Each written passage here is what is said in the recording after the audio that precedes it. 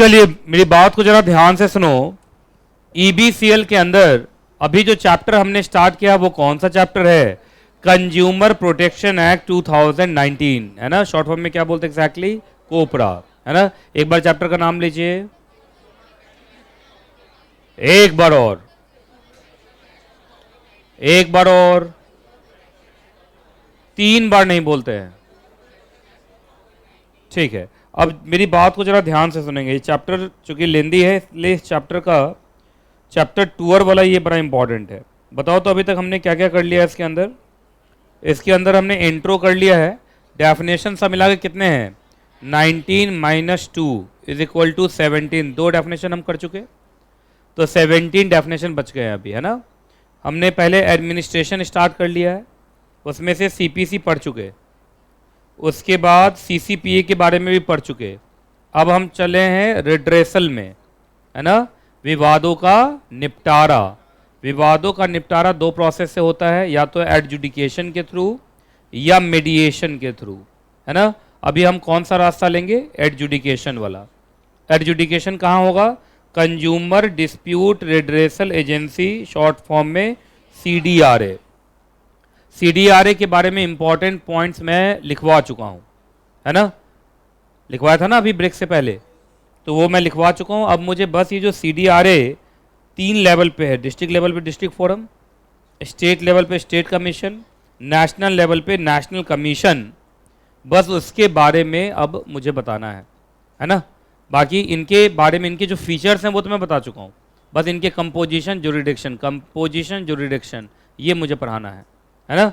उसके बाद जब एडजुडिकेशन खत्म हो जाएगा तो फिर हम चलेंगे किधर? मीडिएशन के थ्रू, ठीक है। तो चलिए एडजुडिकेशन का रास्ता लेते हैं। एडजुडिकेशन का जब रास्ता लेंगे तो कौन मिलेगा हमें? Consumer court. क्या मिलेगा? कंज्यूमर कोर्ट, जो कि क्या है? Quasi judicial body. कितने लेवल पे? 3 लेवल्स पे, जिसको हम 3 टीयर कॉसी जुडिशियल कहते हैं। डिस्ट्रिक्ट लेवल पे, स्टेट लेवल पे, नेशनल लेवल पे, ठीक है।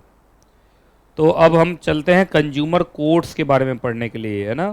कंज्यूमर कोर्ट्स अब आएगा।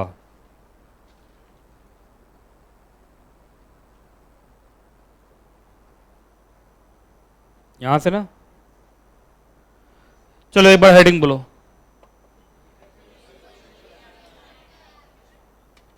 Redressal machinery under the act, है ना। रिड्रेसल 2 तरीके से, एडजुडिकेशन एंड, पहले क्या करेंगे? चलिए थ्रू द सीडीआरए कंज्यूमर कोर्ट्स, है ना। चलिए हम सबसे पहले किसके बारे में पढ़ने वाले हैं? डिस्ट्रिक्ट फोरम, शॉर्ट फॉर्म में इसको बोलते हैं डिस्ट्रिक्ट फोरम। लिख लो।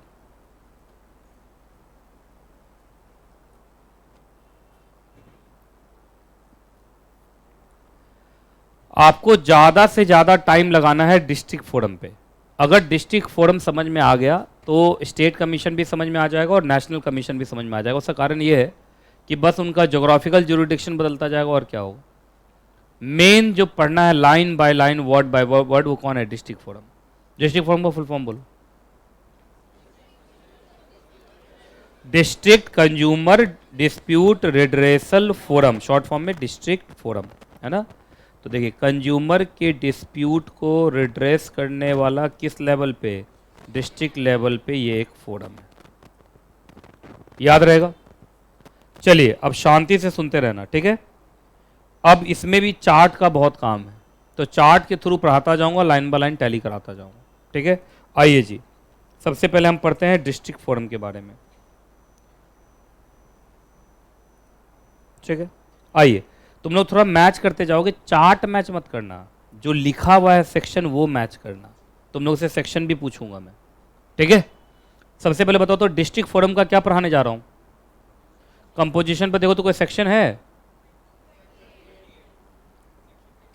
28 है, तो चलो बस वही तुम लोग बताते चलना, ठीक है।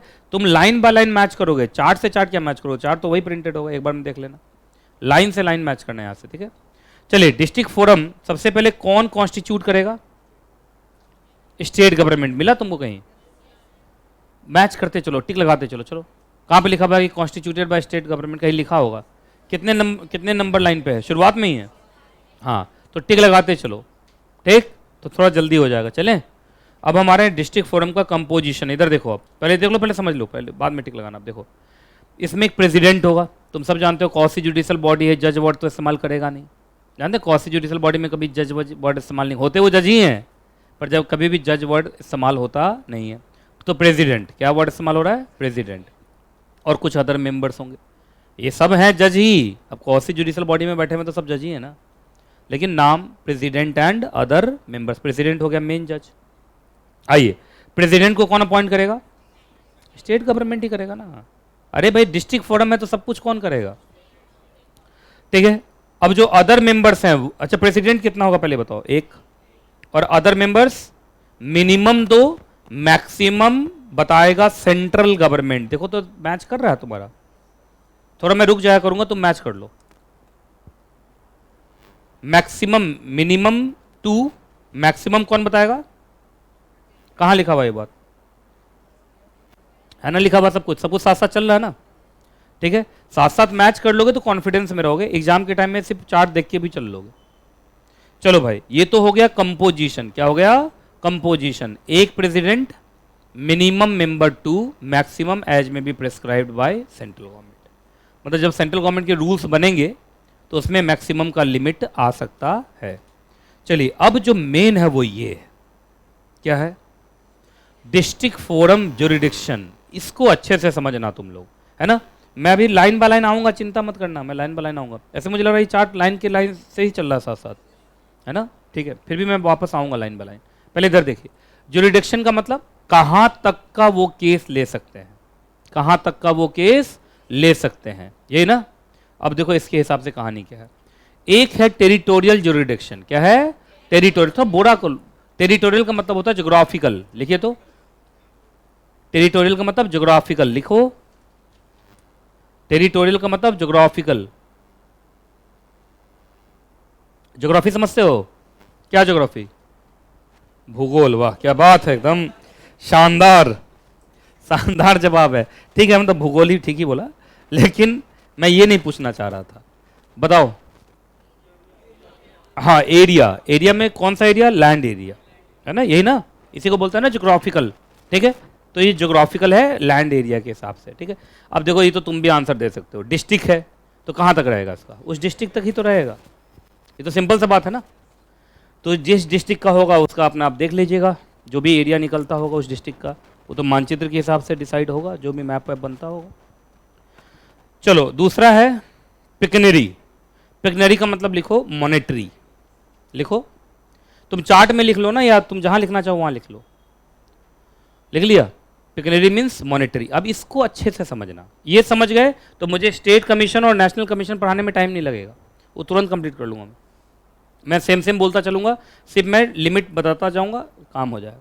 आ जाओ इधर देखो, इधर देखो, टेरिटोरियल में पहले देखना है, अरे यार ये इतना कुछ लिखा हुआ, का चार्ट है कि जो लिखा है वही लिखा हुआ है, चार्ट तो शॉर्ट फॉर्म में होता है, एक्चुअली इसमें सब इंपॉर्टेंट था तो मैं क्या करता। अब एकदम शांत हो जाओ कुछ देर, इधर देखो, तुम बाद में टिक विक लगाओगे, इधर देखो पहले, देखिए टेरिटोरियल में सबसे पहले आपका डिस्ट्रिक्ट, तो ये लिखा है लोकल लिमिट ऑफ डिस्ट्रिक्ट, ये इंपॉर्टेंट वर्ड है, टिक मारो। क्योंकि बच्चा 1 2 3 4 पढ़ लेता है, ऊपर ही नहीं पढ़ता, वो कहा ऊपर तो फॉलोइंग लिखा होगा, बस बात खत्म, पर ऊपर फॉलोइंग नहीं लिखा, पूरा आंसर लिखा हुआ है। तो टेरिटोरियल लिमिट क्या हो गया, लिमिट ऑफ डिस्ट्रिक्ट, ऐसे ऐसे करो चार्ट में, कर दिया, आंसर बोलो, आंसर बोलो जल्दी।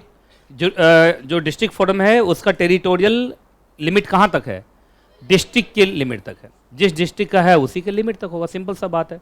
किसी भी डिस्ट्रिक्ट का नाम ले लीजिए, दिल्ली में तो डिस्ट्रिक्ट पता ही नहीं चलता है, लेकिन यूपी बिहार में चले जाइए तो डिस्ट्रिक्ट ही डिस्ट्रिक्ट है, किसी से कौन जिला है ना, जिला का मतलब डिस्ट्रिक्ट।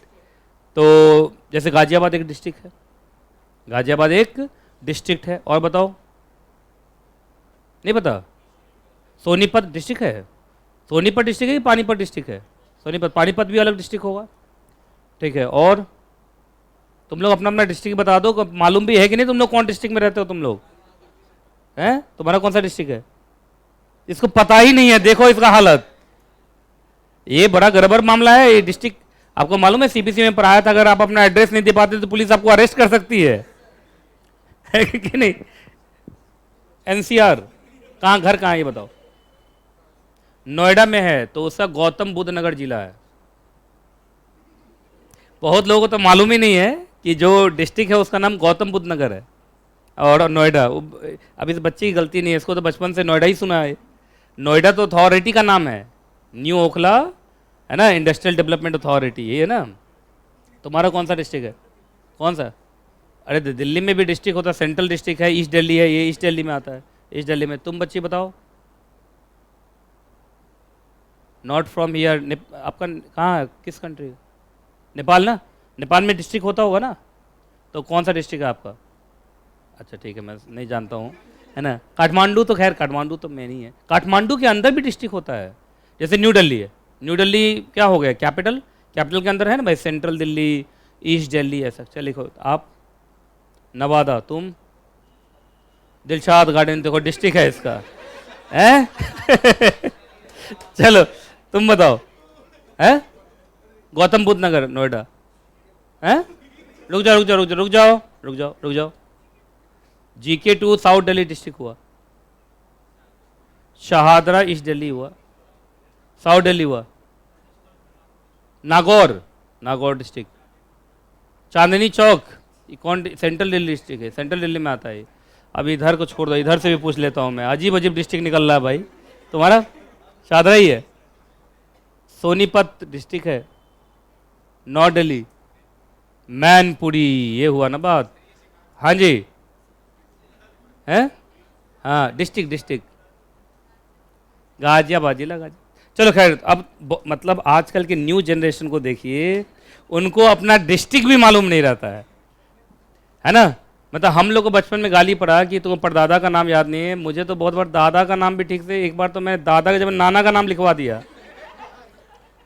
और इतना डांट। जो बच्चे हॉस्टल हॉस्टल में रहने चले जाते हैं ना, घर में नहीं रहते, उनके साथ ये दिक्कत रहती है।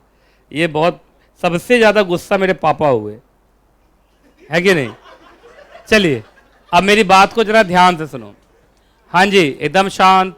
देखिए, लोकल लिमिट ऑफ डिस्ट्रिक्ट। अच्छा, सिर्फ डिस्ट्रिक्ट के लिमिट से नहीं, डिस्ट्रिक्ट में अगर ये 4 चीज़ें हुई हो तब उस डिस्ट्रिक्ट फोरम का क्या बनेगा, ज्यूरिडिक्शन, अदरवाइज नहीं। एक एग्जांपल लेते हैं, ठीक है?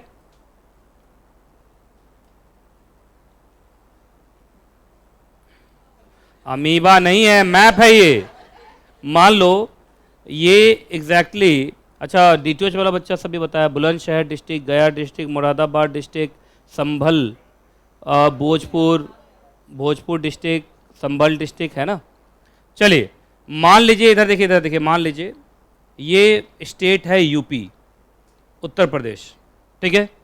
अब उत्तर प्रदेश में मान लीजिए 1 2 3 4 1 बराबर 5, मान लीजिए 5 डिस्ट्रिक्ट है। कितने डिस्ट्रिक्ट हैं? 5। अब इधर ध्यान से सुनना, एक डिस्ट्रिक्ट का नाम है गाजियाबाद, ठीक है। एक डिस्ट्रिक्ट का नाम मान लीजिए बुलंदशहर, और एक बोलो मेरठ, मेरठ, थोड़ा सा उस साइड का भी बोलो यार, उधर पूर्वांचल टाइप का, चंदौली, चंदौली, अच्छा एक मिर्जापुर, सच में डिस्ट्रिक्ट है वो। चलिए इधर देखिए, ये 5 डिस्ट्रिक्ट हो गए। अब सुनना सुनना, पांचों डिस्ट्रिक्ट में डिस्ट्रिक्ट फोरम होगा, तो कौन से डिस्ट्रिक्ट फोरम का ज्यूरिडिक्शन बनेगा वो तय होगा 1 2 3 4 से। ये मैं एकदम लाइन बाय लाइन पढ़ा रहा हूँ, ये स्टेट में काम आएगा, यही नेशनल। स्टेट में बस क्या करूँगा, पूरा इंडिया का बना के स्टेट बना दूंगा, और क्या करूँगा। चलिए इधर देखिए, हाँ जी। चलिए, एक सबसे पहले तो तुमको ये पकड़ना है कि हमेशा तय होगा अपोजिट पार्टी के हिसाब से। तो लिखो अपोजिट पार्टी, जहाँ लिखा वहाँ लिखो डिफेंडेंट। अपोजिट पार्टी को क्या बोलते हैं? डिफेंडेंट। जो केस करता है उसको बोलते हैं प्लेंटिफ, और जिस पर केस होता है उसको बोलते हैं डिफेंडेंट। लिखा? तो क्या जो केस करने जा रहा है उसके हिसाब से तय होगा, या जिस पर केस हो रहा है उसके हिसाब से तय होगा? जिस पर केस हो रहा है उसके हिसाब से तय होगा, ठीक है। तो अपोजिट पार्टी के हिसाब से तय होगा। आइए, पहला, या तो वो ऑर्डिनरली, दूसरा एक्चुअली, तीसरा वॉलंटरली रिसाइड करता है उस डिस्ट्रिक्ट में, या वर्क फॉर गेन करता है, वर्क फ्रॉम आजकल होम, ये मेरे मुंह पर आ रहा था। तीसरा बिजनेस, मैं जैसे से टिक लगा रहा हूं तुम ऐसे से टिक लगाना चार्ट के अंदर या जहां तुम टिक लगा रहे हो। डू बिजनेस या उसका वहां ब्रांच ऑफिस है। इस चारों में से कुछ भी होना चाहिए। बोलो क्या क्या चार, क्या क्या हुआ। अच्छा, चार में भी पहले तीन वर्ड, या तो ऑर्डिनरली या एक्चुअली या वॉलंटरली, वो वहां रहता हो, काम करता हो, बिजनेस करता हो या उसका वहां ब्रांच ऑफिस हो। तो अगर उस डिस्ट्रिक्ट में इन चारों में से कुछ भी उसका है तो उस डिस्ट्रिक्ट फोरम का जुरिडिक्शन बन जाएगा। समझ में आ गया। दूसरा भी है, ये हो गया 1 2 हो गया, ये 3। एक्चुअली 1 2 एक ही साथ है देखा जाए तो, क्योंकि 1 और 2 का यही चार चीज है ना।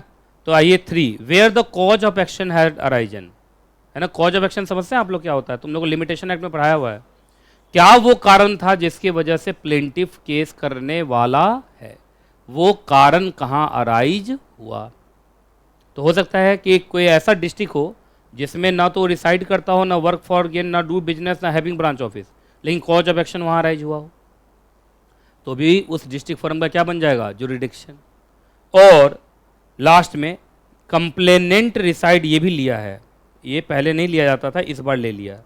इस बार कंप्लेनेंट का मतलब प्लेंटिफ लिखो।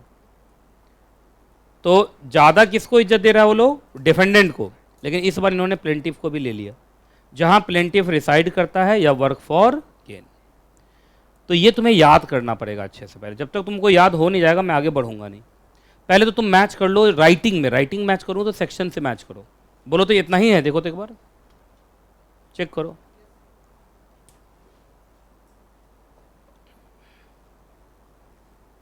मिला।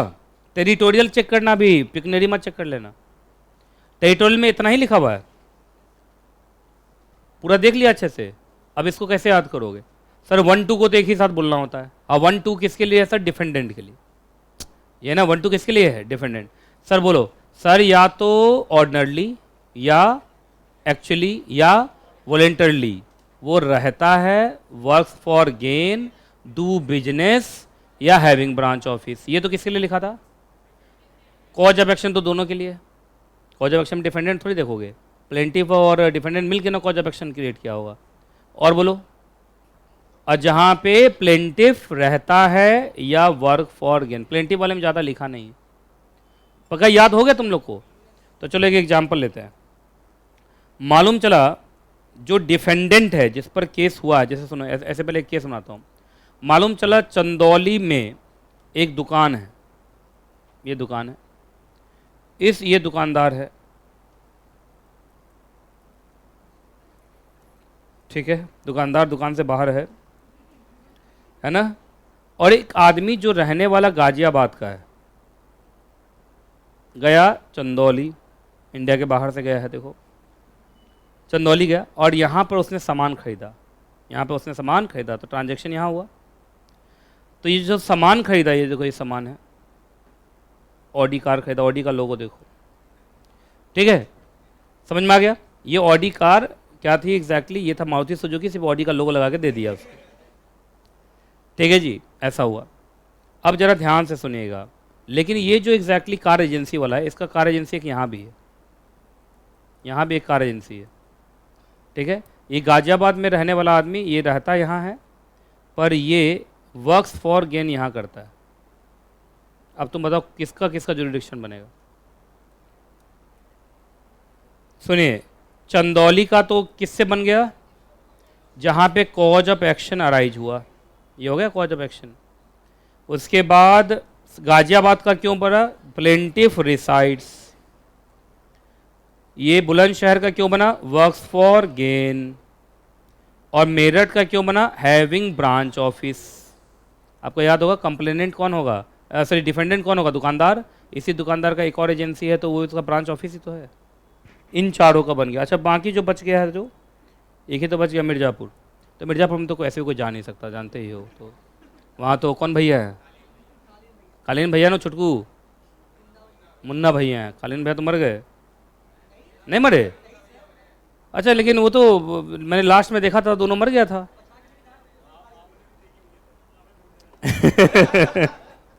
मैंने देखी इसलिए तो बोलता हूँ कि तुम लोग मत देखो, इसलिए मुझे पहले देखो जहर खुद पीना पड़ता है कि मैं बच्चों को बता सकूं कि देखो ये चीज़ें बुरी हैं। बताओ यार, मैंने इतना बड़ा काम किया, तुम लोग मेरे पर आरोप लगा रहे हो। चलिए आइए, हाँ हो गया टेरिटोरियल, क्लियर है।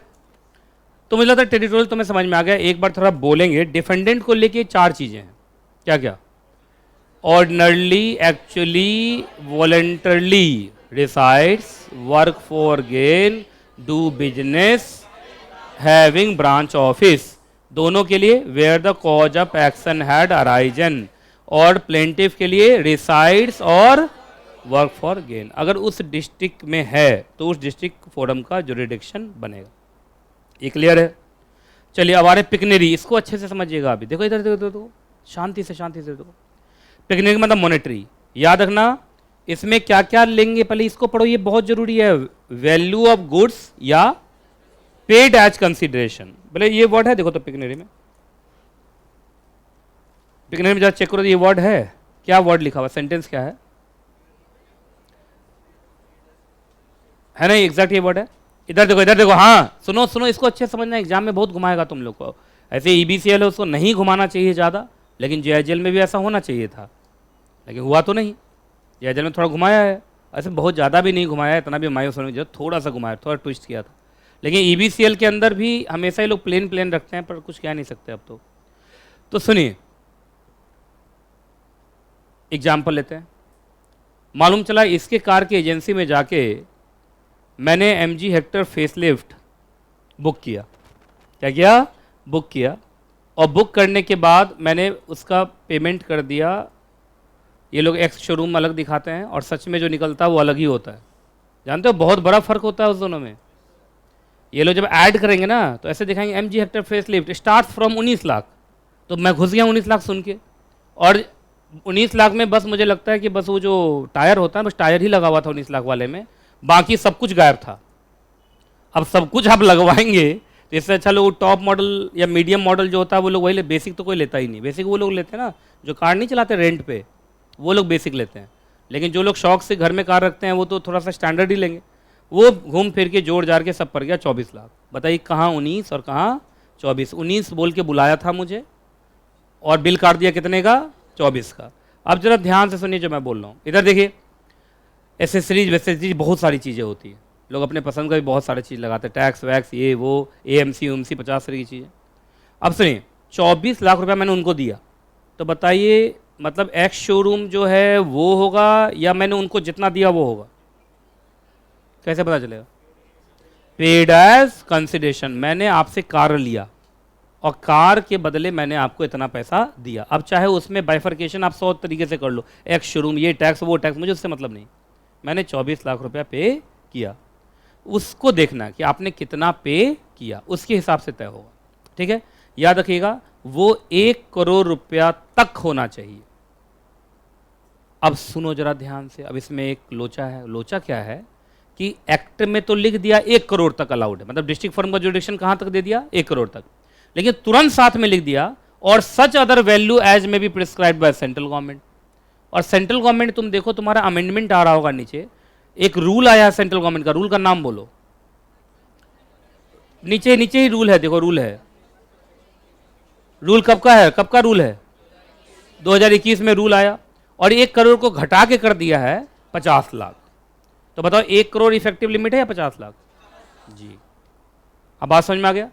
अब तुम क्या करोगे? बोलोगे सर हम एग्जाम में क्या लिखेंगे ये बताइए। एग्जाम में आप दोनों लिखेंगे। पहले लिखेंगे सेक्शन क्या कहता है 1 करोड़, लेकिन 1 करोड़ के साथ अब तुम्हारा चार्ट बना हुआ ना, चार्ट में तुम चार्ट बना हुआ तुम्हारे बुक में, हाँ तो इसमें लिखो और सच अदर प्रेस्क्राइब्ड अमाउंट, ये ना, और प्रेस्क्राइब्ड हो गया है रूल से। बताओ कौन सा रूल? रूल्स 2021 से क्या प्रेस्क्राइब हो गया है? ₹50 लाख। क्लियर है ना?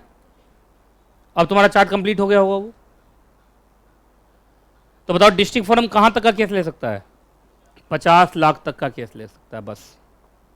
अच्छा, क्या सेंट्रल गवर्नमेंट 50 लाख को बढ़ा के अगले बार 60 लाख 70 लाख 80 लाख 1 करोड़ तक ले जा सकता है? 1 करोड़ से ज्यादा नहीं। ये सेम तुम्हारा कहीं ऐसा और हुआ है? बताओ तो कहां हुआ है? स्मॉल कंपनी वाले पढ़े हो ना? अभी क्या चल रहा है? 4 करोड़ 40 लाख, 4 करोड़ और 40 करोड़ ना, 4 करोड़ 40 करोड़ ये ना। लेकिन तुम्हारा दोनों का लिमिट दूर दूर तक है। 40 करोड़ वाला 100 करोड़ तक जा सकता है और 4 करोड़ वाला 10 करोड़ तक। तो वही वाला बात, ये समझ में आ गया तुम लोग? तो सुनो, तो अच्छा ये जो 50 लाख बोल रहा हूँ, क्या क्या चेक करोगे तुम? Value of goods and services paid as, मतलब उस गुड्स को खरीदने में तुम्हारा कितना पैसा खर्च हुआ, उससे कंपैरिजन होगा 50 लाख का। अगर 50 लाख से वो ज़्यादा निकला तो स्टेट कमीशन के पास जाएगा, डिस्ट्रिक्ट फोरम ले पाएगा नहीं। क्लियर है? लेकिन अगर वो 50 लाख तक पहुंचा तो डिस्ट्रिक्ट फोरम में वो केस आएगा। क्लियर है? याद रहेगा? ये चार्ट तुमने अपडेट कर लिया इस तरीके से? चलो हटाऊं मैं फिर अभी? चलो भाई ये क्लियर है तब। तो डिस्ट्रिक्ट फोरम मेरे तरफ से क्लियर है। अब चूंकि अब स्टेट कमीशन पे जाएंगे, डिस्ट्रिक्ट फोरम पे पहले लाइन बाय लाइन पढ़ लें। आ जाओ भाई, डिस्ट्रिक्ट फोरम का कंपोजिशन क्लियर कर लिए थे हम लोग। एक प्रेसिडेंट और कम से कम 2, ज़्यादा से ज़्यादा जो सेंट्रल गवर्नमेंट बताए। जो रिडक्शन अभी तुमने देख लिया, पिकनरी देख लिया, टेरिटोरियल तुम देख ही चुके हो, है ना? अब चलो ये सब पढ़ना स्टार्ट करते हैं। ये सब छूट गया ना बीच में? आओ चलो, सबसे पहले एक बात बताइए, जितने भी प्रोसीडिंग्स चलेंगी डिस्ट्रिक्ट कमीशन में वो कौन कंडक्ट कराएगा? प्रेसिडेंट। अच्छा, प्रेसिडेंट अकेले कराएगा या एंड है? एंड का मतलब कम से कम एक तो मेंबर होना चाहिए उसके साथ, एक मेंबर तो होना ही चाहिए।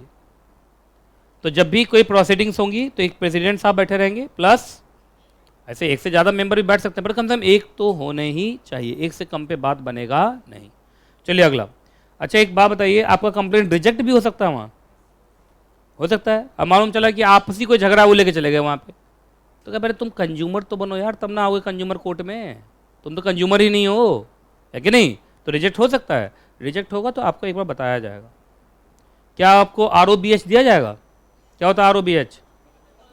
Reasonable opportunity of being heard. अब मैं ROBH बोलूँ तो ये समझना, आपको क्या दिया जाएगा? ROBH दिया जाएगा, तब ही रिजेक्ट होगा, मतलब मनमाने ढंग से रिजेक्ट किया जाएगा नहीं। तो कंज्यूमर का तो यही एक है ही। आइए उसके बाद। अच्छा एक बात बताइए, उन्होंने आपका केस लिया कि नहीं लिया? वर्ड देख लो यहाँ पे, ये उन्होंने आपका केस एक्सेप्ट किया कि नहीं किया, वो 21 दिन में बता देंगे आपको।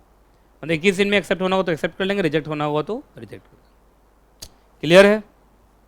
समझ में सबको आ रहा है? कोई दिक्कत है तो पूछ लिया करना। आगे बढ़ें अब। तो जब भी आप केस दायर करोगे 21 दिन में आपको पता चल जाएगा कि हाँ हुआ है या ना। अगर हाँ हुआ तो केस चलेगा वहाँ, ना हुआ तो केस रिजेक्ट हो गया, आप जाइए कहीं और जहाँ जाना। चलिए एक आगे मीडिएशन। तुम लोगों को मैंने बताया था ना कि एडजुडिकेशन भी होता है और मीडिएशन भी होता है। तो सुनो, ऐसे भी आप लोग जानते हैं, अभी भी देखा होगा आपने, जो फैमिली डिस्प्यूट्स होते हैं जाते कोर्ट में हैं, लेकिन कोर्ट उसको उसी समय बोल देता है तुम इसको कहाँ ले जाओ, मीडिएशन। एक बार कोशिश करो मीडिएशन से। तो यहाँ पे भी एक बार पहला कोशिश मीडिएशन का किया जाएगा, सेटलमेंट का किया जाएगा। आर्बिट्रेशन एक्ट में तुमने पढ़ा है सेटलमेंट, है ना? तो वही लिखा है रेफरेंस टू मीडिएशन। मीडिएशन का फैसला क्या होता है? सेटलमेंट। अरे सब पढ़ाया था तुम लोग को। मीडिएशन का फैसला क्या होगा? सेटलमेंट ही होगा ना। ADRS के सारे फैसले क्या होते हैं? आर्बिट्रेशन को छोड़ दोगे तो आर्बिट्रेशन अवार्ड है, बाकी हर जगह तो सेटलमेंट ही होता है। याद है ना? कंसिलेशन में भी सेटलमेंट होता है, मीडिएशन में भी सेटलमेंट होता है। तो क्या यहाँ कोई ऑर्डर आता है या आपसी सेटलमेंट में काम निकल जाता है? अब मैं क्वेश्चन तुमसे ये पूछ रहा हूँ, उसका जवाब यहाँ लिखा हुआ है, पहले क्वेश्चन पूछ लूँ। जब भी DF बोलूँगा समझ में आया? District forum. ये चलो पूरा बोल ही देता हूँ, डिस्ट्रिक्ट फोरम या डी फोरम बोल देता हूँ। डी फोरम में जब भी केस जाएगा तो क्या वो तुरंत एडजुडिकेशन चालू कर देगा या एक बार कोशिश करेगा कि एक बार मीडिएशन में भेज के देखता हूँ? क्योंकि मीडिएशन के बड़े फ़ायदे हैं, मालूम है आप लोगों को बताया था। सेटलमेंट के बड़े फ़ायदे होते हैं, जल्दी जल्दी हो जाता है, दोनों लोग खुश रहते हैं, खर्चा कम लगता है और बर्डन भी कम हो जाता है इन लोग का। तो मीडिएशन से भी बहुत सारे झगड़े सुलझ जाते हैं बहुत बार, हैं? तो आप मुझे ये बताइए कि क्या DF मतलब डिस्ट्रिक्ट फोरम, क्या पार्टीज को कह सकता है कि एक बार कोशिश करो मीडिएशन का? नहीं होगा तो कोई बात नहीं, मैं तो हूँ, लेकिन एक बार कोशिश करो। तो एक बार कोशिश करने के लिए कहा जा सकता है। आइए देखते हैं। अच्छा वो कब मीडिएशन में भेज सकता है? पहला, at the first hearing of the complaint after it's admission. इसको अलग करो। फर्स्ट हियरिंग समझ में आ गया? पहला तारीख पर पहले तारीख पर बोल दिया कि यार तो छोटा मोटा झगड़ा लग रहा है, मतलब प्रेसिडेंट साहब जो जज साहब हैं क्या बोले, तो छोटा मोटा झगड़ा लग रहा है यार, हैं? तो ले जाओ ना मेडिटेशन में, ले जाकर देखो, मेडिटेशन सेल हमने बनाया हुआ, देखो उससे सुलझ सके तो क्या वो पहले ही हियरिंग में बोल सकते हैं वो? अच्छा बहुत बार पहली हियरिंग में ही बोले ऐसा जरूरी है या बाद में भी बोल सकते हैं? मतलब मीडिएशन के लिए कभी भी भेजा जा सकता है। हो सकता है पहली हियरिंग में वो केस ही ना समझ पाए हों, तो दूसरी हियरिंग तक में वो बोल दे कि यार ये तो छोटा केस है यार, इसको क्या करना है, ले जाओ। बात समझ में आ रही कि नहीं आ रही, पहले बताइए आप। तो सुनिए, अगर डिस्ट्रिक्ट कमीशन को लगता है कि हो सकता है कि सेटलमेंट हो जाए, देयर एग्जिस्ट एलिमेंट ऑफ, उसको स्कोप नजर आता है, एलिमेंट मतलब स्कोप, कि लग रहा है ये झगड़ा तो छोटा मोटा है, किससे सुलझ सकता है, मीडिएशन से सुलझ सकता है, तो वो कह सकता है कि देखो भाई आपको मैं 5 दिन का टाइम दे रहा हूँ। कितने दिन का टाइम? 5 दिन का। तुम डिसाइड कर लो कि तुम मीडिएशन में जाना चाहोगे कि नहीं। अच्छा, अगर 5 दिन में वो लोग बोल दिया सर कोई बात नहीं हम मीडिएशन में जाना चाहेंगे, तो क्या अब ये जो केस है, ये जो डिस्प्यूट है, अब मीडिएशन से सेटल होगा और चैप्टर 4 लगेगा कि चैप्टर 5 शुरू हो जाएगा? आप जब मतलब एडजुडिकेशन खत्म, मीडिएशन शुरू। क्लियर है?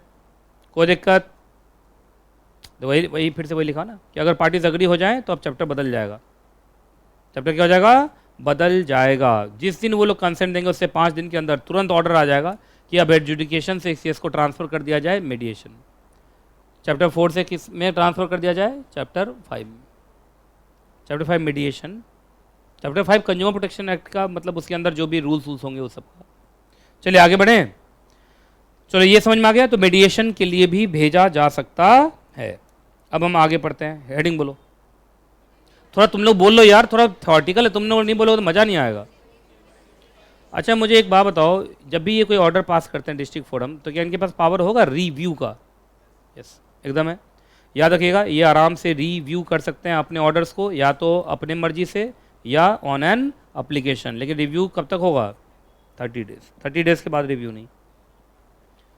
तो वो अपने मर्जी अनुसार भी कर सकते हैं। जैसे उन्होंने डिसीजन दिया, उनको खुद ही लगता है गलती हो गया डिसीजन में, तो रिव्यू कर सकते हैं। या किसी ने अप्लीकेशन लगा दिया साहब कि भाई, अच्छा लेकिन याद रखिएगा अप्लीकेशन कितने दिन में लग जाना चाहिए? 30 डेज। चलो अब हम आ रहे हैं डिस्ट्रिक्ट कमीशन के खिलाफ अपील। सिंपल सा बात है, सबसे नीचे कौन होता है? डिस्ट्रिक्ट फोरम, उसके ऊपर कौन? स्टेट कमीशन, उसके ऊपर कौन? National commission. ठीक है, तो सिंपल सा बात है, किसके पास अपील जाएगा? स्टेट कमीशन के पास जाएगा। ठीक है ना? तो चलो भाई, स्टेट कमीशन के पास आप अपील करेंगे। ये क्वेश्चन ऑफ लॉ पे भी हो सकता है, क्वेश्चन ऑफ फैक्ट पे भी हो सकता है, क्योंकि पहला अपील है ना। क्वेश्चन ऑफ लॉ पे भी हो सकता है, question of appeal, sorry question of law, question of fact, दोनों पे हो सकता है। आइए, कितने दिन में अपील करोगे? 45 डेज कहाँ से गिनोगे? जिस दिन डिस्ट्रिक्ट फोरम का ऑर्डर आया है। लेकिन अगर सफिशिएंट कॉज है तो क्या 45 दिन के बाद भी केस लिया जा सकता है? ये तो हमेशा ही सेक्शन 3 के साथ सेक्शन 5 ऑफ लिमिटेशन एक्ट चलता ही है। कहीं भी कोई डेज लिखे वो लिमिटेशन पीरियड होता है, सेक्शन 3 ऑफ लिमिटेशन एक्ट। और सेक्शन 3 के नीचे हमेशा क्या लिखा होता है? Section 5 of the limitation act. जानते हो सेक्शन 5 कॉन्डोनेशन ऑफ डिले। बोल गए तुम लोग? ठीक, चलिए जी आगे। चलो यहाँ पे जरा देखिए, इसको बड़ा अच्छे से पढ़िएगा, एग्जाम में अलग से अपील पे क्वेश्चन आएगा। जरा पढ़ो, इसका हेडिंग क्या बनाओगे? Certain restriction on appeal. अब जरा ध्यान से सुनिए, जब भी अपील में जाएंगे तो आपको कुछ पैसा जमा करने के लिए बोला जाएगा, तभी आप अपील कर पाएंगे, अदरवाइज वो आप अपील नहीं कर पाएंगे। अब समझो इस बात को, इस बात को अच्छे समझ लेना, टेक्निकल है ये। क्या है? कितना पैसा आपको जमा करने के लिए कहा जाएगा। पहले ऐसा क्यों कहा जा रहा है वो समझो। लोग क्या करते हैं, जैसे दुकानदार को लग रहा है कि हाँ गलती तो मेरे से हुई है, डिसीजन भी उसके खिलाफ ही आया डिस्ट्रिक्ट फोरम में, कह रहा है यार पैसा तो देना ही है, अब कंपनसेशन तो देना ही है, एक काम करो इसको लेट करो, है ना, झूठ फूट का स्टेट कमीशन में क्या कर दो, अपील कर दो, थोड़ा टाइम मिल जाएगा।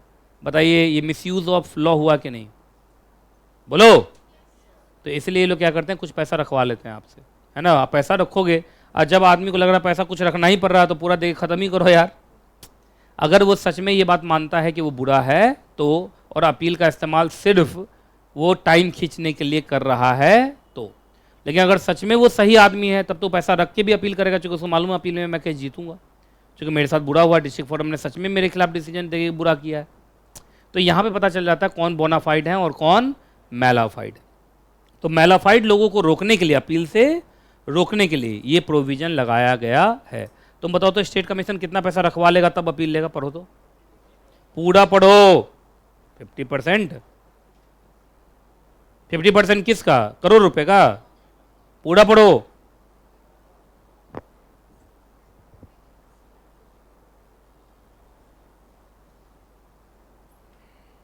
नहीं पढ़ रहा कोई? पढ़ लिया? कितना पैसा रखवाएगा तुमसे? देखो ये तो चलिए। अच्छा, लेकिन ये तब रखवाएगा जब डिस्ट्रिक्ट फोरम ने तुमको कोई अमाउंट पे करने के लिए बोला है तब। अच्छा, अमाउंट पे करने के लिए नहीं बोला है, बोला सामान लौटा दो, तो क्या सामान रखवा लेगा? पैसा वैसा बोला होगा तब ना। अच्छा, जैसे डिस्ट्रिक्ट फोरम ने बोला था 1 लाख रुपया आपको पेनल्टी देना है, तो 1 लाख रुपया देना है।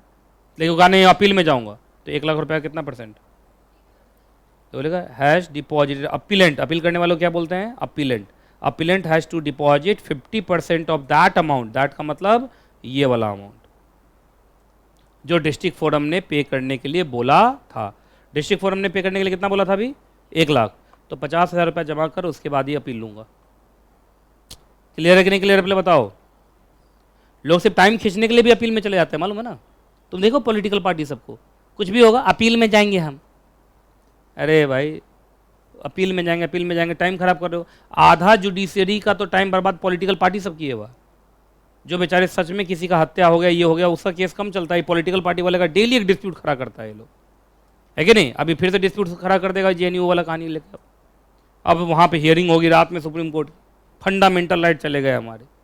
अरे भाई, अच्छे से खा पी लो, इस देश में यही बहुत है। आइए ए, अब आइए बी पॉइंट। बी पॉइंट में तुमको बचपन से सिखा रहा हूँ, सेटलमेंट के खिलाफ कभी भी अपील नहीं होता है। याद है क्यों नहीं होता है? क्योंकि सेटलमेंट वाले डिसीजन में एडजुडिकेशन होता ही नहीं है। तो जब एडजुडिकेशन हुआ नहीं तो तुम अपील कैसे करोगे भाई? सेटलमेंट आपको याद है दोनों मिल के करते हैं आपस में।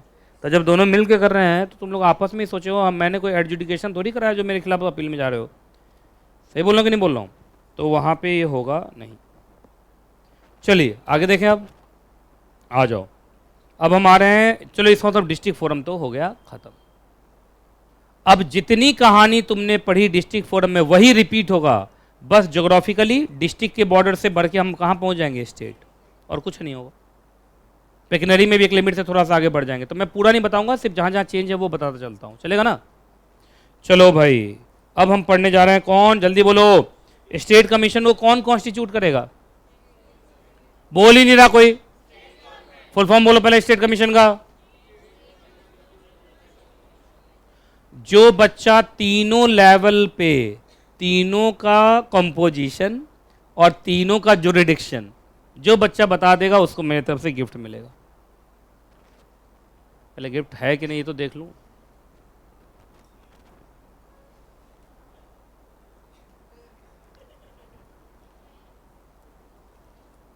भूकंप वाला है? मैंने दिया नहीं भूकंप की वजह से, ऐसा क्या था? नहीं मैंने दिया होगा, ऐसा क्या मतलब है? अच्छा, भूकंप की वजह से भाग गया था मैं? भागा तो नहीं था। ये ठीक है, ये गिफ्ट है, देख लो भाई सामने। As a part of 60 students gift program, ये आपको मिल रहा है एग्जैक्टली। अच्छा, ये ऑनलाइन में तो दिख ही नहीं रहा है, वो ग्रीन होने की वजह से। जो बच्चे नहीं देख पा रहे, ग्रीन है, उसको तुम काला काला दिखाई दे रहा है, ऐसा लग रहा है कि हाथ में देते बच्चों को करंट लग जाएगा। चलो, कहा ही पहले बोलना था, पूरा डिस्ट्रिक्ट फोरम निकल गया। अब तो रिवीजन करना पड़ेगा, लेकिन मुझे लगता है बच्चे बता जाएंगे। उसको सिर्फ डिस्ट्रिक्ट फोरम ही तो याद करना है, उसमें सिर्फ लिमिट बढ़ाते चलना, वो क्या बन जाएगा? स्टेट। उससे और आगे बढ़ा दोगे तो क्या बन जाएगा? नेशनल। आइए इधर देखिए, इसको कौन कॉन्स्टिट्यूट करेगा? अच्छा, इसका कंपोजिशन बताओ यार पहले। प्रेसिडेंट तो होंगे ही, इसमें भी होंगे ना प्रेसिडेंट? प्रेसिडेंट एक, अदर मेंबर कितने जल्दी बताओ पहले, बोलो जल्दी। Minimum 4, maximum as prescribed bye central government. ठीक है, यही है। चलो, कंपोजिशन क्लियर। अब हम चल रहे हैं जुरिडिक्शन। अरे भाई, ये बड़ा भयंकर है, इसका थोड़ा देखना आराम से। सुनो, इधर देखो, इधर देखो। इस बार थोड़ा देखो, चार्ट अलग तरीके से बना, उसका कारण है। पहले तो ओरिजिनल ले रहे हैं। देखो, ओरिजिनल को मैं ना शॉर्ट फॉर्म में ओजे बोलूंगा, ओरिजिनल जुरिडिक्शन, ओजे। ठीक है, इधर देखो। हाँ जी, अरे सारे बच्चे देख लो, बहुत जरूरी है, ये बहुत जरूरी है। निकल जाएगा हाथ से, बड़ा मुश्किल हो जाएगा बाद में।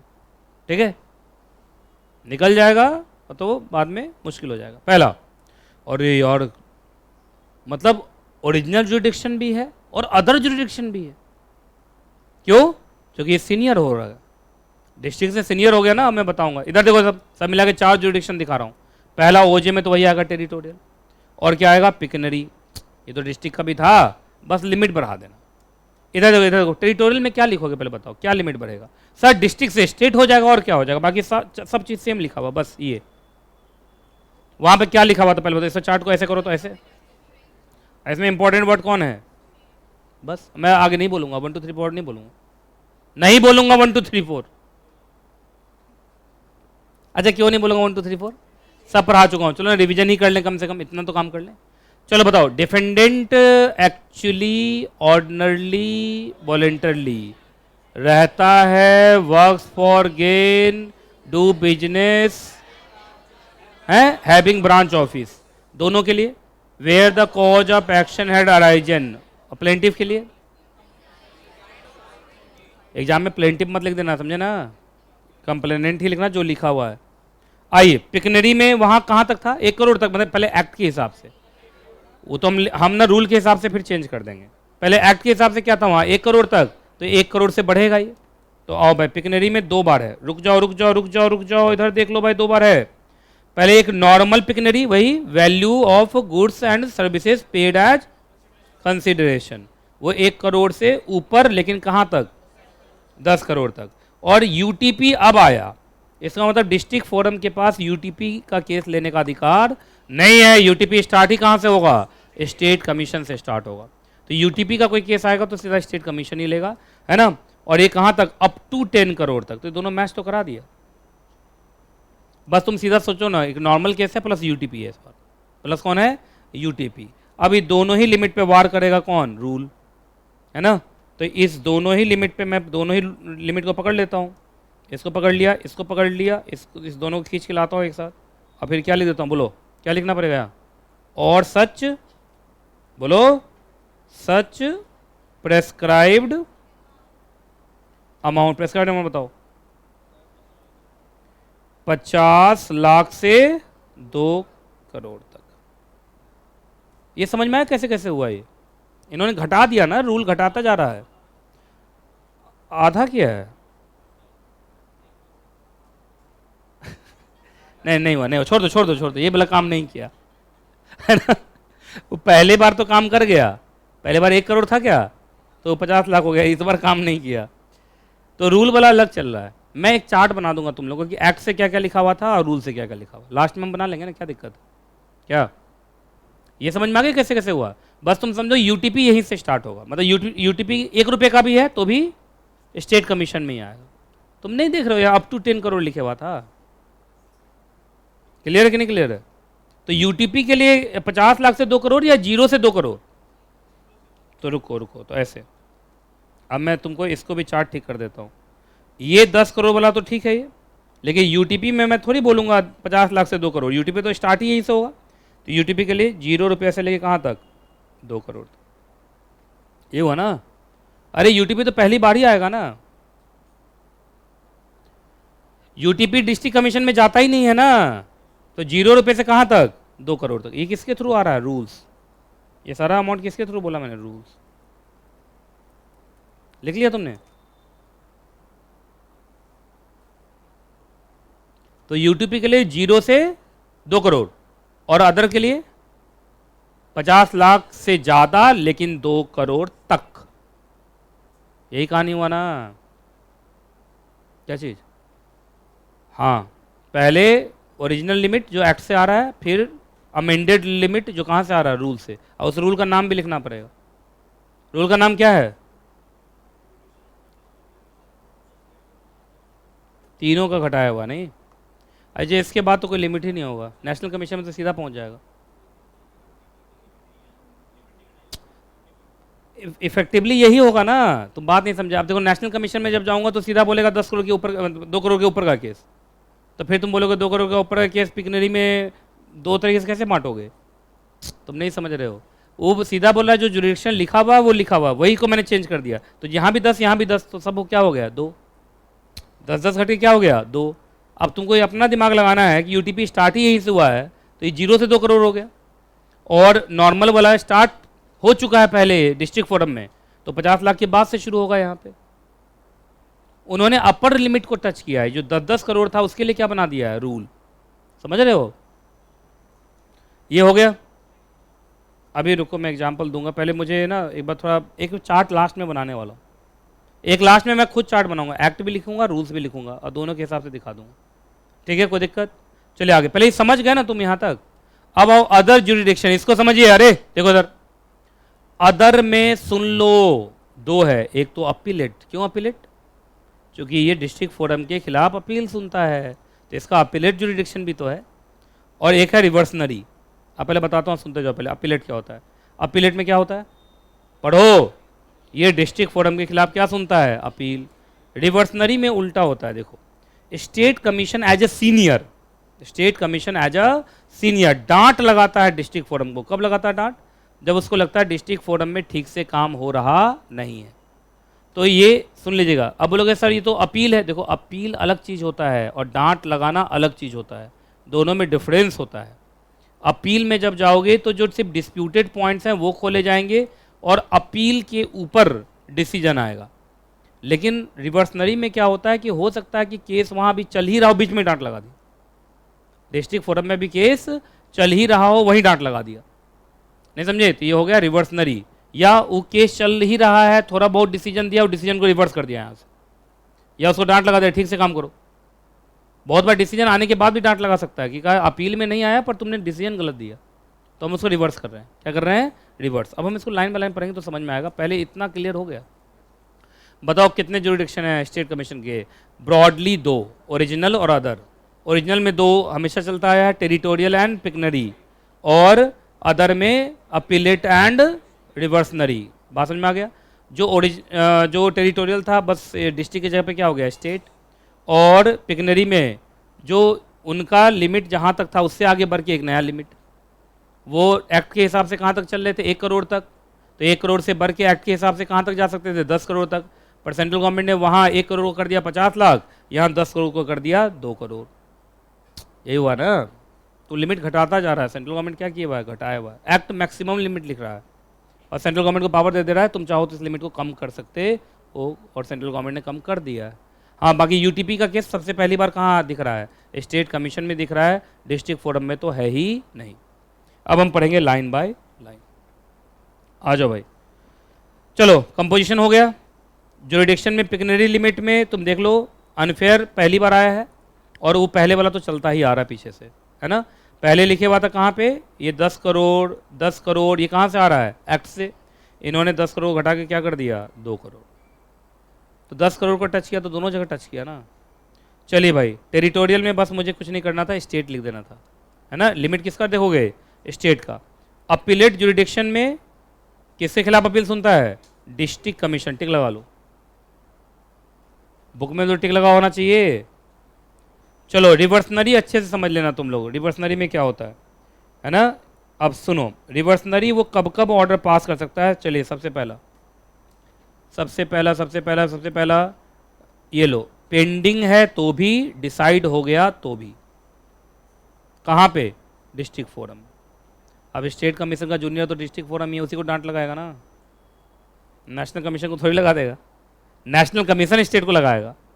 आइए, कब कब ऐसा कर सकता है, एग्जाम में क्वेश्चन आ सकता है। नंबर 1 यहाँ लो, नंबर 1 कि सर डिस्ट्रिक्ट फोरम ने, या यहाँ से नंबर 1 लिख लेना, डिस्ट्रिक्ट फोरम ने, किसने, डिस्ट्रिक्ट फोरम ने उस जुरिडिक्शन, जो जुरिडिक्शन उसमें है नहीं, है ना, फिर भी उसको एक्सरसाइज कर लिया। नंबर 1 मतलब तुम्हारे लिमिट में नहीं है केस, फिर भी ले लिए। जैसे एग्जांपल बोलो, यूटीपी का केस ले लिया, क्या यूटीपी का केस उसके जुरिडिक्शन में आता है।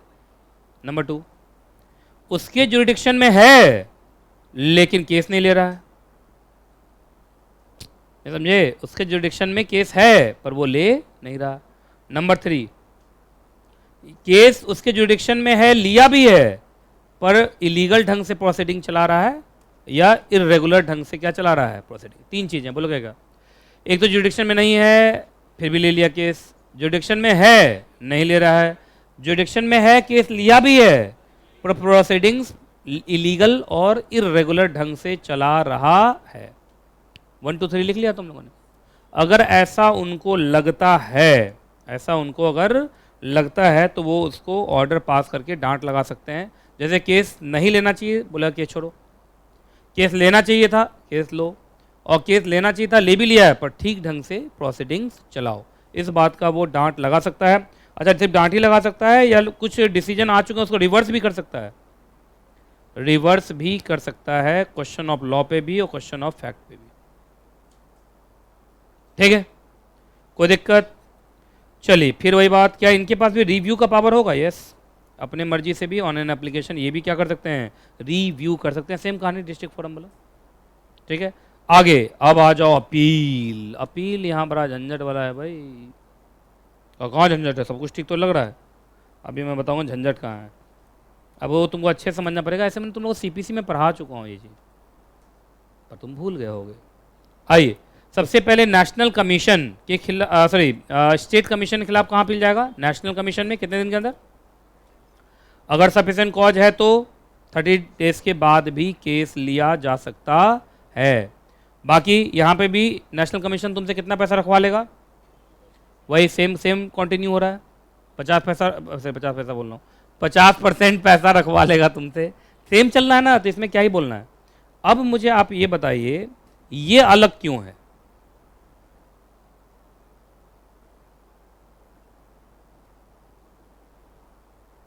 कोई बच्चा दिमाग लगाना ही नहीं चाह रहा है।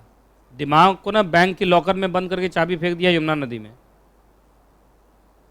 थक गया है कि आज बहुत ज्यादा पढ़ लिया है।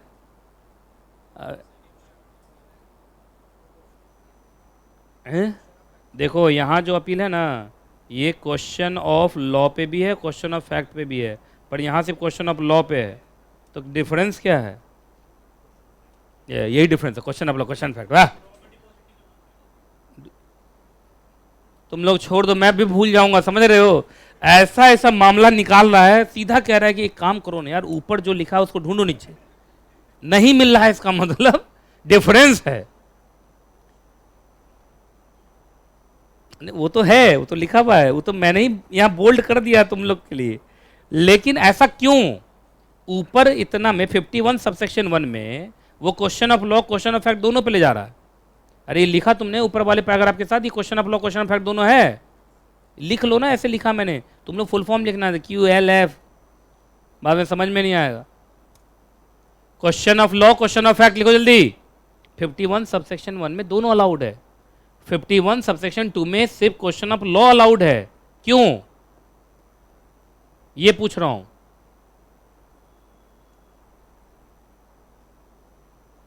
हिंट दे रहा हूं, इसी 3 लाइन में, 4 लाइन में आंसर है। Any other law? वाह क्या बात है।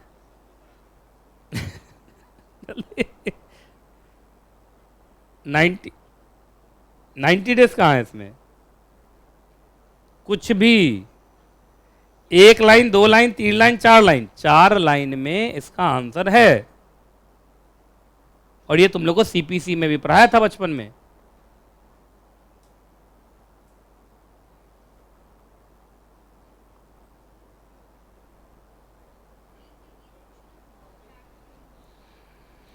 अच्छा, तो ऊपर क्या हो रहा है? ऊपर भी तो अपील ही हो रहा है। 51 सबसेक्शन 1 में अपील नहीं हो रहा है। पकड़ लिया लड़का, इधर देखो। From any order passed in appeal, देखो सबसे इंपॉर्टेंट वर्ड क्या है, from any order passed in appeal. चलिए जल्दी से देखिए इधर, जल्दी जल्दी जल्दी। From any order passed in appeal, from any order passed in appeal, तो ये सेकेंड अपील है। कहा सर ये ज्यादा अच्छा वर्ड लग रहा है, सेकेंड अपील। लिख लो पकड़ में जल्दी, यहां सेकेंड अपील है।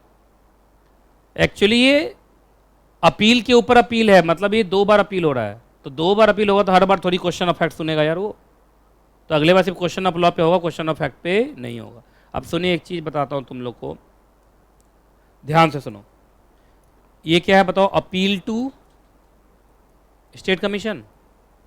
ये तुम लोग फुल फॉर्म ही लिखना है, सुप्रीम कोर्ट भी लगता है ना, ऐसे ले देता हूँ, स्टेट कमीशन। ठीक है, अभी भी सुप्रीम कोर्ट लग रहा है। चलिए, इसके 2 प्रोसीजर हैं। एक है सेक्शन, बोलो 51 सबसेक्शन 1। ये पहली बार इसी एग्जैक्टली बैच में मैं ये पढ़ा रहा हूँ। एक्चुअली मैंने तुम लोग को एक चीज़ बताया था बचपन में, लॉ को आप जितना बार पढ़ेंगे ना उतनी बार नई चीज़ें पता चलती। हम लोग भी जब कोई नया एक्ट आता है, जब पहली बार पढ़ाते हैं तो कुछ चीज़ें हमसे भी छूट जाती हैं, क्योंकि इंटरप्रिटेशन उतना हाई रहता नहीं है। लेकिन अब चूंकि ये दूसरा तीसरे बार पढ़ा रहा हूँ मैं, तो इंटरप्रिटेशन मेरा और बढ़ता जा रहा है। ये सबके साथ होता है। इसलिए ICSI न्यू सिलेबस में जब भी कोई चीज़ें नई पहली बार आती हैं तो बहुत बार ICSI भी बहुत एक्सपर्ट क्वेश्चन नहीं पूछ पाता, क्योंकि उनको खुद ही नहीं मालूम रहता है। जी बहुत बार ऐसा होता है। आइए, लेकिन इस बार उसका फ़ायदा मिलेगा कि नहीं न्यू सिलेबस में, वो नहीं कह सकता मैं, चूँकि सारे चैप्टर लगभग सेम ही हैं, तो चैप्टर तुमको मालूम ही है। अपील टू स्टेट कमीशन, अच्छा नेशनल कमीशन में अपील कर रहे हैं क्या हम लोग स्टेट कमीशन के खिलाफ? हाँ हाँ, चलो अपील टू नेशनल कमीशन, हाँ नेशनल कमीशन में अपील कर रहे हैं, है ना। अपील टू नेशनल कमीशन, सुन लीजिए, कुछ लोग साथ साथ जो उतारा होगा, मज़ा आ गया यार। कितने लोगों ने उतार लिया? नहीं उतार लिया था, वाह। करो नेशनल कमीशन करो। आइए इधर देखिए, हाँ जी अब सुनो, 51 सबसेक्शन 1 में आप अपील कर रहे हैं OJ के खिलाफ। आपका ये क्या था? आइए सुनिए, इधर देखो, इधर देखो, appeal against original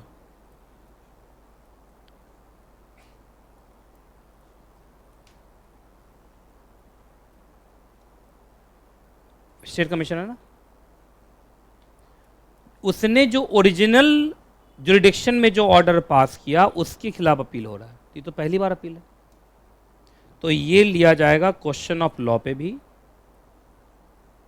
question of law और क्वेश्चन ऑफ फैक्ट, दोनों पे लिया जाएगा।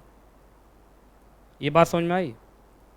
लेकिन इस बार जो तुम अपील ले रहे हो, इस बार अपील ले रहे हैं वो एक्चुअली डिस्ट्रिक्ट फोरम से चलता हुआ आया है। बात समझ में आ रहा है? अब देखो कैसे है यहाँ पे, इधर देखिएगा आप, इसमें ऐसे मैं पूरा लिख ही देता हूँ, ठीक है। यहाँ देखो, यहाँ पे स्टेट कमीशन है, स्टेट कमीशन का तुमने देखा होगा ओरिजिनल जुरिडिक्शन भी है, और आपको याद होगा इसमें अपीलेट जुरिडिक्शन भी है और रिवर्सनरी जुरिडिक्शन भी है। क्लियर है? और यहाँ देखिए, यहाँ डिस्ट्रिक्ट फोरम है, डिस्ट्रिक्ट फोरम से जो अपील आया होगा, ये अपील इसके अपीलेट जुरिडिक्शन में गया होगा, ये OJ में थोड़ी गया होगा। और इसके ऊपर अब यहाँ पे इसने ऑर्डर किया, अब ये अपीलेट ऑर्डर है, अब इस ऑर्डर के खिलाफ तुम कहाँ जा रहे हो? National commission. तो ये अपील नंबर 2 हो गया, अपील 1, और ये हो गया अपील 2। तो याद रखना ये सिर्फ क्वेश्चन ऑफ लॉ पे होगा, है कि नहीं? अब बात समझ में आया कैसे कैसे हुआ है? तो ये सिर्फ होगा only on question of law, only on question of law. Question of fact पे अलाउ नहीं करेंगे, क्योंकि क्वेश्चन ऑफ फैक्ट पे हो चुका है। अच्छा, पहला अपील जो हुआ था दोनों पे हुआ था, क्वेश्चन ऑफ लॉ पे भी हुआ था, क्वेश्चन ऑफ फैक्ट पे भी हुआ था। क्यों लिखा मैंने? दूसरे बार में only on question of law, क्योंकि 2 बार हो गया ना, ठीक है। अब इसको उतारोगे तो उतारो, अगर हैंडराइटिंग समझ में ना आए तो पूछ लेना मेरे से।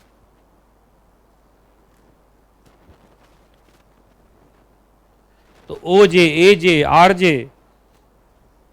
OJ क्या हुआ? Original jurisdiction, AJ appellate jurisdiction, और RJ रिवर्सनरी जुरिडिक्शन। तुमने पहले उतार लो, मैं फिर एक बार बोलूंगा। देखो, अगर तुम्हें हम मेरी हैंडराइटिंग समझ में ना आए तो जितना समझ में आता है उतना ही उतार लो, जो नहीं समझ में आता है उसको छोड़ दो ब्लैंक। मैं एक बार फिर से बोलूंगा तो कर देना फिल इन द ब्लैंक। और तुम लोग फुल फॉर्म लिखोगे, ठीक है, शॉर्ट फॉर्म कोई नहीं लिखेगा। अपील टू NC, NC का मतलब नेशनल कमीशन में देख रहा हूँ सब फुल फॉर्म लिख रहा है कि नहीं, कोई शॉर्ट फॉर्म नहीं लिखेगा।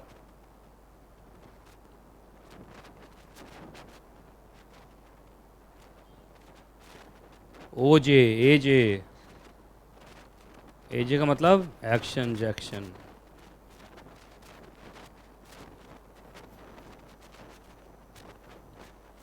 OJ, AJ, RJ,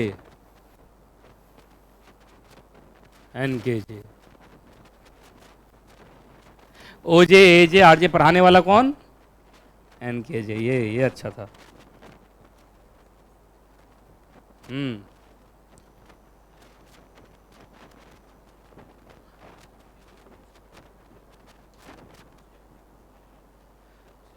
हाँ याद रखना है, जो तुम पूछना चाह रहे हो मैं समझ गया, तुमको डिसाइड करना है रूल्स के अनुसार। जी, लिखना पूरा है कि एक्ट ये कहता है पर सेंट्रल गवर्नमेंट ने इसको घटा के ये कर दिया है, तो हम रूल के अनुसार ही तो चलेंगे। फर्स्ट अपील में मैंने लिखा है question of law and fact दोनों।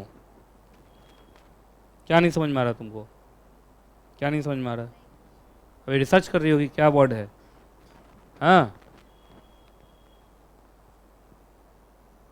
पूरा कहानी बता दिया। अब ये पूछ रही question of law question of fact होता क्या है? तुम लोग को सीपीसी में बचपन में पढ़ाया था।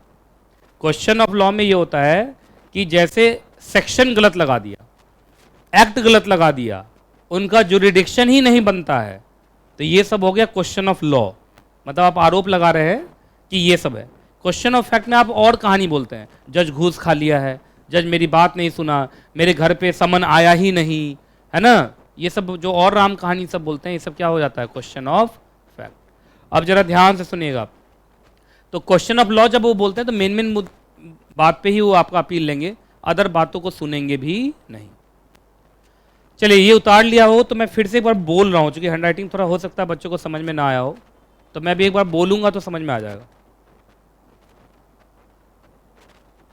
एक्चुअली ऐसा ही चार्ट एक मैंने बनाया हुआ है तुम लोगों को सीपीसी में, ओजे एजे वाला, है ना, लेकिन सीपीसी तो भूल भाल के तुम लोग बैठे हुए हो। जिस दिन सीपीसी पर आया तो उस दिन बच्चा सीपी में बैठा हुआ था। कनॉट प्लेस, तुमको कहाँ पता है भाई ना? तो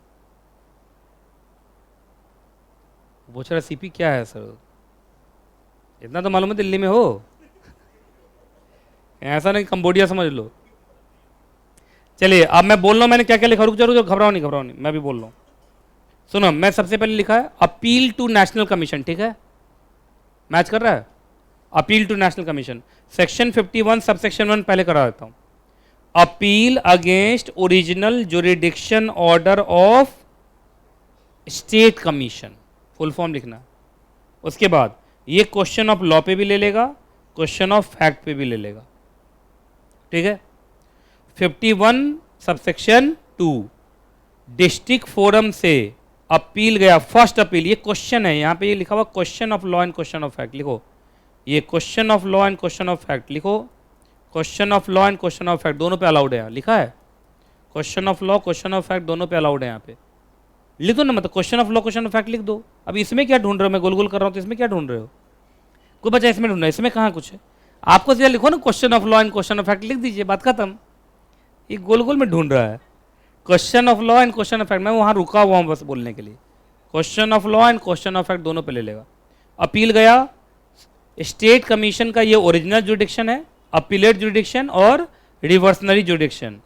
ये जो अपील गया, ये गया इसके अपीलेट जुडिक्शन में, फिर उसने ऑर्डर पास किया, इस ऑर्डर के बाद तुम सेकेंड अपील कर रहे हो, कहाँ अपील कर रहे हो? National commission. तो ये सिर्फ क्वेश्चन ऑफ लॉ पे होगा, only on question of law, only on question of law, only on question of law, ये लिखा हुआ। सीधा एक बात याद रखना, जो ओरिजिनल जुरिडिक्शन होता है ना, उसके खिलाफ question of law question of fact दोनों होता है, लेकिन अपीलेट जुरिडिक्शन हो जाए, रिवर्सनरी जुरिडिक्शन हो जाए, तो सिर्फ क्वेश्चन ऑफ लॉ पे लेता है, क्योंकि सेकेंड अपील हो चुका होता है। क्लियर है? चलिए जी, अब आइए, अब मैं जो बोलने जा रहा हूँ ये सबके लिए है, चाहे वो स्टेट कमीशन हो चाहे वो नेशनल कमीशन हो, क्योंकि आपको मालूम है यही दोनों अपीलेट बॉडीज हैं, है ना। इनको बोला गया है कि सर कोशिश कीजिए जल्द से जल्द, एक्सपीडिशन का मतलब जल्द से जल्द, as soon as possible appeal को सुलझाइए। सर आप कौन सी जुडिशियल बॉडी हैं, जल्दी जल्दी कीजिए सर, नहीं तो आप भी कोर्ट बन जाएंगे। और कोशिश कीजिए, एंडेवर वर्ड होगा कहीं, है ना, आप सीधा थोड़ी बोल सकते हैं कि कर ही दो, एंडेवर, कोशिश करें सर 90 डेज में तो केस डिस्पोज ऑफ हो जाए। मतलब आपको ये अपील को कितने दिन में डिस्पोज ऑफ करना है? 90 डेज में करना है या करने की कोशिश करना है? कोशिश करना है। अब नेशनल कमीशन में कुछ नहीं, आ जाए शुरू करें नेशनल कमीशन। आ जाओ भाई, नेशनल कमीशन कौन बनाएगा? नेशनल कमीशन सेंट्रल गवर्नमेंट बनाएगा। चलिए इसके कंपोजिशन में आइए भाई, एक प्रेसिडेंट होंगे, अदर मेंबर्स होंगे। प्रेसिडेंट कौन अपॉइंट करेगा? Other members minimum 4, maximum as पर सेंट्रल गवर्नमेंट जो प्रिस्क्राइब किया जाएगा। हाँ, जुरिडिक्शन में मजा तो इधर है, इधर देखो, इधर देखो। अच्छा, इसके ओजे में मैंने एक ही तीर लिया, क्यों? ओजे में तो दो तीर होता है, टेरिटोरियल और पिकनरी, यहाँ एक ही तीर क्यों लिया? क्योंकि सर टेरिटोरियल तो पूरा भारत है इसके लिए, तो इसका सिर्फ पिकनरी आएगा और अदर तो होगा ही। आ जाओ इधर देखो, पहले समझो, पहले समझो, इधर देखो सब। ओरिजिनल में मैं बस पिकनरी लूंगा, क्यों? टेरिटोरियल नहीं है ना, टेरिटोरियल तो पूरा भारत ही उसी का है। नेशनल कमीशन का मतलब पूरे भारत के कोने, कश्मीर से कन्याकुमारी तक का सारा केस लेगा वो, तो इसमें थोड़ी कुछ बोलना है, कुछ इसका कोई लिमिट ही नहीं है। तो इसलिए सीधा पिकनरी, सीधा पिकनरी। पिकनरी में बस वही जितना लिमिट पर रुका था कौन? स्टेट, उसके आगे जो भी होगा ये इसका लिमिट होगा। अब आइए, वो एक्ट के अनुसार कहाँ रुक गया था? नॉर्मल में, नॉर्मल में 1 लिख देना यार, 1 2 तुम्हारे क्या चीज, मैं वही बोल रहा हूँ, पहले एक्ट पढ़ा रहा हूँ। ये 1 2 लिख दिया तुमने, तुम्हारे चार्ट में से 1 है कि नहीं लिखा हो, देखो तो 1 कर दो यार, 1 लिख दिया। 1 ये नॉर्मल वाला केस है, value of goods and services paid as consideration. और एक यूटीपी वाला है, कौन है यूटीपी वाला? तो याद होगा तुम्हारे दोनों 10-10 करोड़ पे रुका था वहां। अब दोनों 10-10 करोड़ पे रुका था, पर रूल दोनों को 2 करोड़ पे रुका था, तो फिर यहीं पर इस दोनों को पकड़ो, दोनों को पकड़ो और एज पर रूल ही लिख देता हूं डायरेक्ट। रूल देखो, तो रूल मुझे लगता है 2 करोड़ से ऊपर होगा, 61 करोड़, ये ना, बस इतना ही होगा ना, और क्या होगा? अरे जहां पे स्टेट कमीशन रुका वहां से कौन शुरू होगा? National commission. तो नेशनल कमीशन क्या बोलेगा? जहां तुम रुक जाते हो वहां से तो मैं शुरू होता हूं, और जब शुरू होता हूं तो मैं अनलिमिटेड चलता हूं।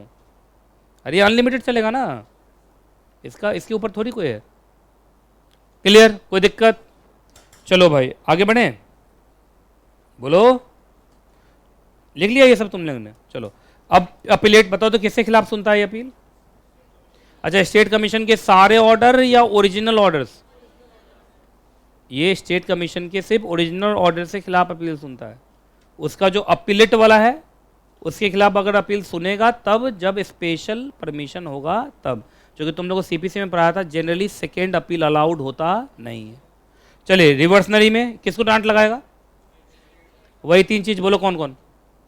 केस लेना नहीं चाहिए था, ले लिया है। केस लेना चाहिए था, नहीं ले रहा है। केस लेना चाहिए था, लिया भी है, पर ठीक ढंग से चला नहीं रहा है। तो आपको याद होगा वो गुस्से में आके डांट भी लगा सकता है और रिवर्स भी कर सकता है। सेम कहानी सब कुछ, ठीक है जी, बस यही कहानी था। अब इसके खिलाफ कहाँ अपील होगा? Supreme court. पहले पढ़ लेते हैं, आ जाओ। नेशनल कमीशन का पहले कंपोजिशन हो गया, जुरिडिक्शन में देख लीजिए आप। पहले एक्ट बताता है 10 करोड़, लेकिन इन्होंने बता दिया 2 करोड़, वो तो पीछे पीछे चलता जा रहा है ना। चलिए, अपीलेट समझ में आ गया, किसके खिलाफ अपील सुनोगे? स्टेट कमीशन, लिखो, ठीक है, स्टेट कमीशन। अच्छा, यहाँ पे थोड़ा आगे है, यहाँ ये 2 जगह से भी अपील सुनता है, ऑर्डर्स अगेंस्ट स्टेट कमीशन भी and second appeal against CCPA. याद होगा सीसीपीए जब हम पढ़ रहे थे तो मैंने बताया था कि सीसीपीए के खिलाफ कहाँ अपील होता है? नेशनल कमीशन,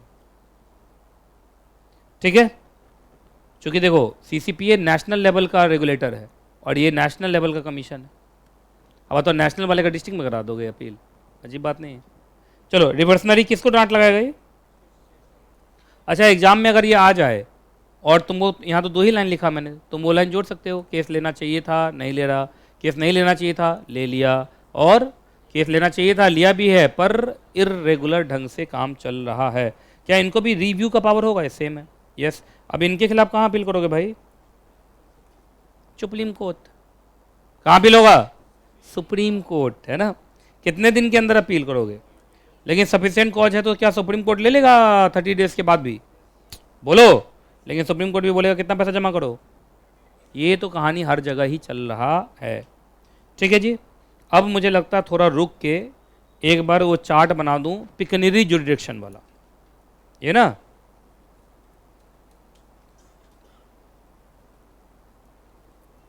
ये ना। चलो इधर इधर देखो, इधर देखो, इधर देखो, एक्ट से क्या आ रहा है और रूल से क्या आ रहा है, ये चाहिए ना तुम्हें। किसका? डिस्ट्रिक्ट फोरम का, स्टेट कमीशन का, नेशनल कमीशन का, यही चाहिए ना। अब तुम लोग बोलते जाओगे, मैं चार्ट बना दूंगा तुरंत। चलो भाई, ये लो,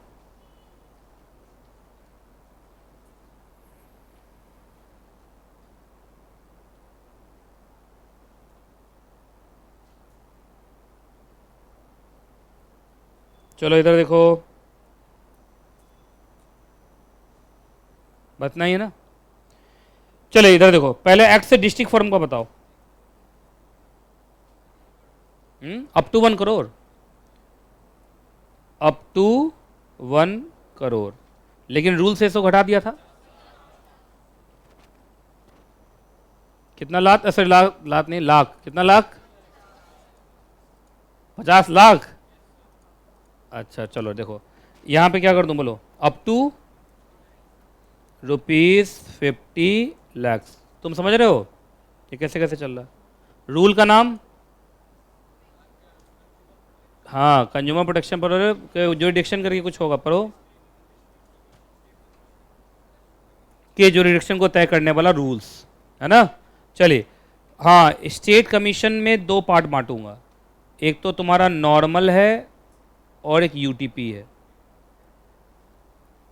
नॉर्मल बताओ, 1 करोड़ से ज़्यादा से कहाँ, 1 CR से 10 CR, पर यार ना लिखना थोड़ा ऐसे, exceeding 1 crore up to 10 crore, ठीक है। या ये भी लिख दूँ यहाँ पे, एक्सीडिंग 1 करोड़, फिर जगह नहीं बच रहा यहाँ पे, समझ जाओगे तुम लोग तो जो समझते हो ना।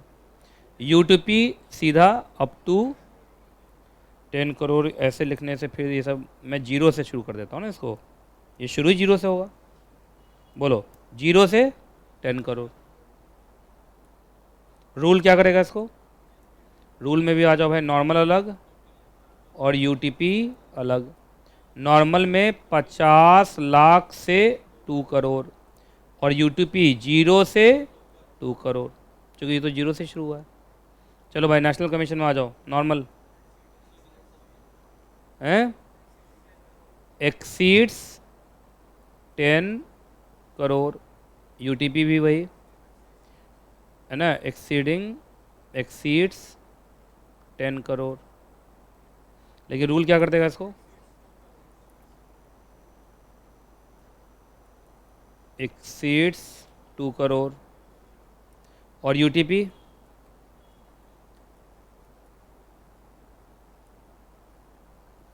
बस, नहीं तो है, लिखना चाहो तो लिख लो, बाकी यहाँ जगह नहीं तो मैं लिख ही देता हूँ यार, थोड़ा सा लिखना तो है, बस लिख ही दूंगा जैसे तैसे। देखो अब मैं क्या करूँगा,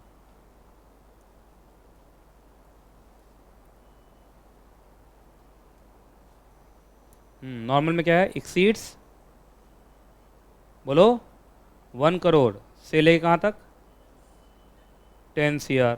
इधर यहाँ तो 0 से था ना, बस 0 से 10 करोड़, यहाँ भी लिख दूँ एक्सीड्स, ठीक है। चलो अब पूरा बन गया, सही से बना लो जल्दी से। आज हमें मेडिएशन भी करना, मालूम है ना। सर अगर ज़बरदस्ती पढ़ाए, यहाँ स्टूडेंट प्रोटेक्शन एक्ट कब बनेगा है स्टूडेंट प्रोटेक्शन एक्ट, और उसमें लिखा रहेगा to protect the student from teachers, है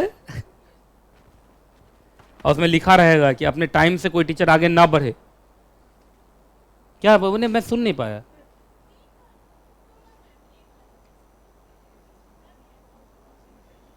अरे हाँ गिफ्ट भी देना, यस यस याद आ गया। ये चार्ट तो इसलिए बनवाया है मैं, 2 ही चीज़, क्या क्या, एक तो पूछूंगा कंपोजिशन और दूसरा जुरिडिक्शन, बस तीनों का। जो बच्चा district forum, state commission, national commission का तीनों बता देगा, क्या क्या बता देगा, composition and jurisdiction, he will be entitled or she will be entitled for a lovely gift। क्यों पेन लवली नहीं होती, पेन सबसे, पेन ही तो हमारा हथियार है।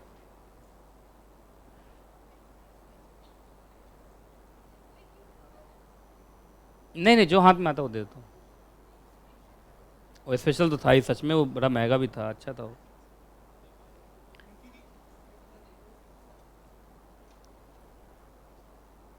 चलिए हो गया, हटाऊं,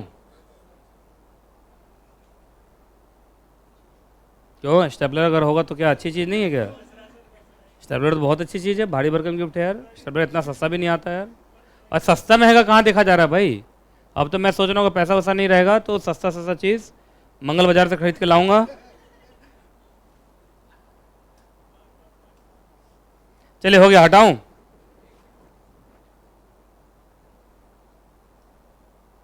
अगर हैंडराइटिंग समझ में ना आए D2H वाले बच्चे तो पूछना। Up to ₹50 lakh, up to ₹1 crore, exceeds ऐसा कुछ।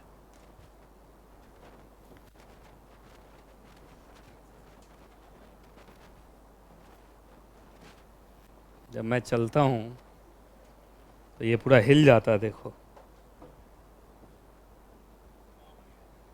धरती कांप रही है। अगर मैं साउथ इंडिया का होता तो यही बोलता कि जब मैं चलता हूं तो धरती कांपती है।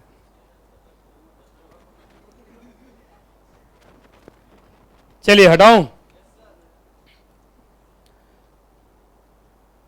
अभी बहुत बाकी है यार, अभी तो तुम्हारा एडजुडिकेशन खत्म कहाँ हुआ, 1-2 पेज और होगा।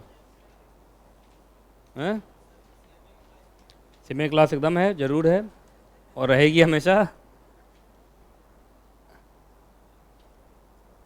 हटा रहा हूं। लिख लिया सबने?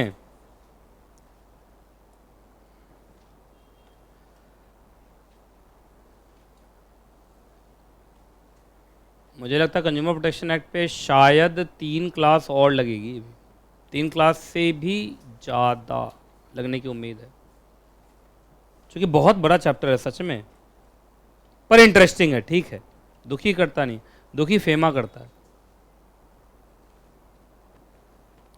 चलिए हटाऊं।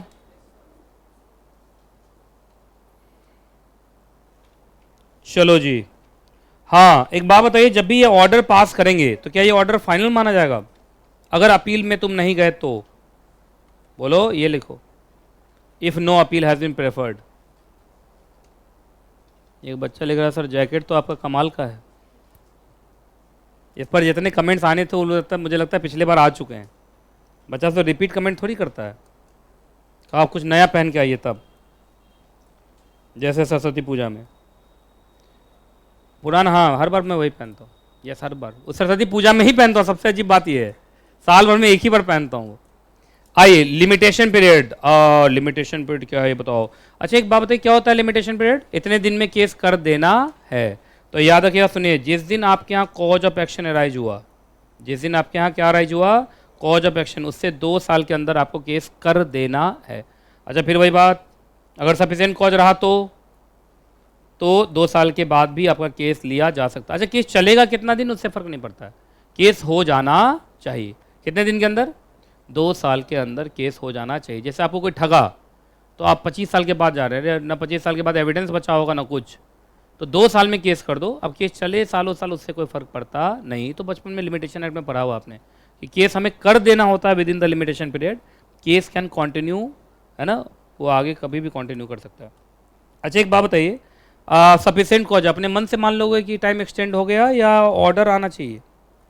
बोलो, ये साफ साफ लिखा हुआ है कि याद रखना, ये कंप्लेंट आपका तभी एंटरटेन होगा जब जो भी अथॉरिटी है वो प्रॉपर एक राइटिंग में कॉन्डोन करे। कॉन्डोन का मतलब माफ़ी दे कि तुमको आना था 2 साल में पर तुम आए हो 3 साल में, 1 साल की हम माफ़ी देते हैं, तुम्हारा केस हम फिर भी लेते हैं। जब तक वो राइटिंग में लिखेंगे नहीं तब तक कॉन्डोनेशन माना जाएगा नहीं, है कि नहीं? तो सफिशिएंट कॉज हो जाने से नहीं होता, बताना भी पड़ता है कि नहीं? तो ये भी बहुत ज़रूरी है। अच्छा बताने से याद आया, बच्चा सब गजब गजब काम करता है यार। मैंने कल शाम में भेजा था तुम लोग को शेड्यूल, शाम में, उसके बाद भी 1-2 और भी भेजा, वो सरस्वती पूजा वाला ये सब भेजा था। बहुत बच्चा मुझे क्या लिखा, सर शेड्यूल नहीं आया। वो क्या करता है, वो लास्ट वाला देखता है, उसके पीछे देखता ही नहीं है। अब उसके पीछे देखता नहीं है, फिर मैंने क्या किया, उस पर जाके वो करते हैं रिप्लाई, मैंने बोला इसको देखो, और उसके बाद 2 बार मैं हंसने वाला इमोजी लगाया, है कि नहीं? उधर से कोई जवाब नहीं आया। तो नहीं, आप भी हो सकते, और भी बच्चे थे। तो इस बात का थोड़ा ध्यान दिया करो, पूरा पढ़ा करो। अच्छा आजकल मैं बड़े मुश्किल दौर से गुजर रहा हूँ, मॉड्यूल फर्स्ट में भी। मॉड्यूल फर्स्ट वाले को अभी तक पता नहीं कि एमडब्ल्यू में क्लास चलता है। वो क्या करता, बीच बीच में नहीं स्पेशल क्लास ले लेता हूँ, तो उनको लगता है कि डेली होता होगा। जैसे मंडे के बाद क्या होता है, वेंसडे, वेंसडे को सी क्लास हुई होगी, हाँ नहीं वेंसडे को हुई ना, हाँ नहीं हाँ वेंसडे को सी क्लास हुई, थर्सडे फिर छुट्टी, फिर फ्राइडे को सरस्वती पूजा, तो उससे क्लास नहीं हुई। तो मुझे कल रात में पूछा कल तो होगा ना क्लास अब, क्योंकि एक दिन बीच करके होता है। मैंने कहा तुम्हारा, मैंने बोला तुम कौन मॉड्यूल में हो, मॉड्यूल 2 में हो कि मॉड्यूल फर्स्ट में? तो बोला मॉड्यूल फर्स्ट में। तो मैंने बोला कैसे होगा ये बताओ, चलो कल पहले बताओ MWF है कल पहले बताओ। तो बोला नहीं सर। तो मैं क्लास कैसे होगा फिर? मैंने बोला MWF कब आएगा? तो बोला सर मंडे को। तो कहे क्लास उसी दिन होगा। मतलब हद नहीं है बच्चों में यार, तुम लोग थोड़ा सा पढ़ वढ़ लिया करो यार। एक तो मेरे से पूछते हो, कोमल से पूछो तो चलेगा, एक तो मैं इतना टेंशन में खुद ही रहता हूँ, ऊपर से बीच में ऐसे ऐसे मैसेज आते हैं और जवाब न तो एकदम क्वेश्चन मार्क भेजता है, सर प्लीज जवाब दीजिए, सर प्लीज तैयार भी होना कल के लिए। मैंने कहा कि अगर अब मैंने नहीं बताया तो शायद बेचारा तैयार नहीं हो पाएगा, फिर जाके मुझे आंसर लिखना पड़ता है। तो तुम लोग एक पर एक सब हो भाई। चलिए अच्छा एक बात बताइए, हेडिंग बोलो।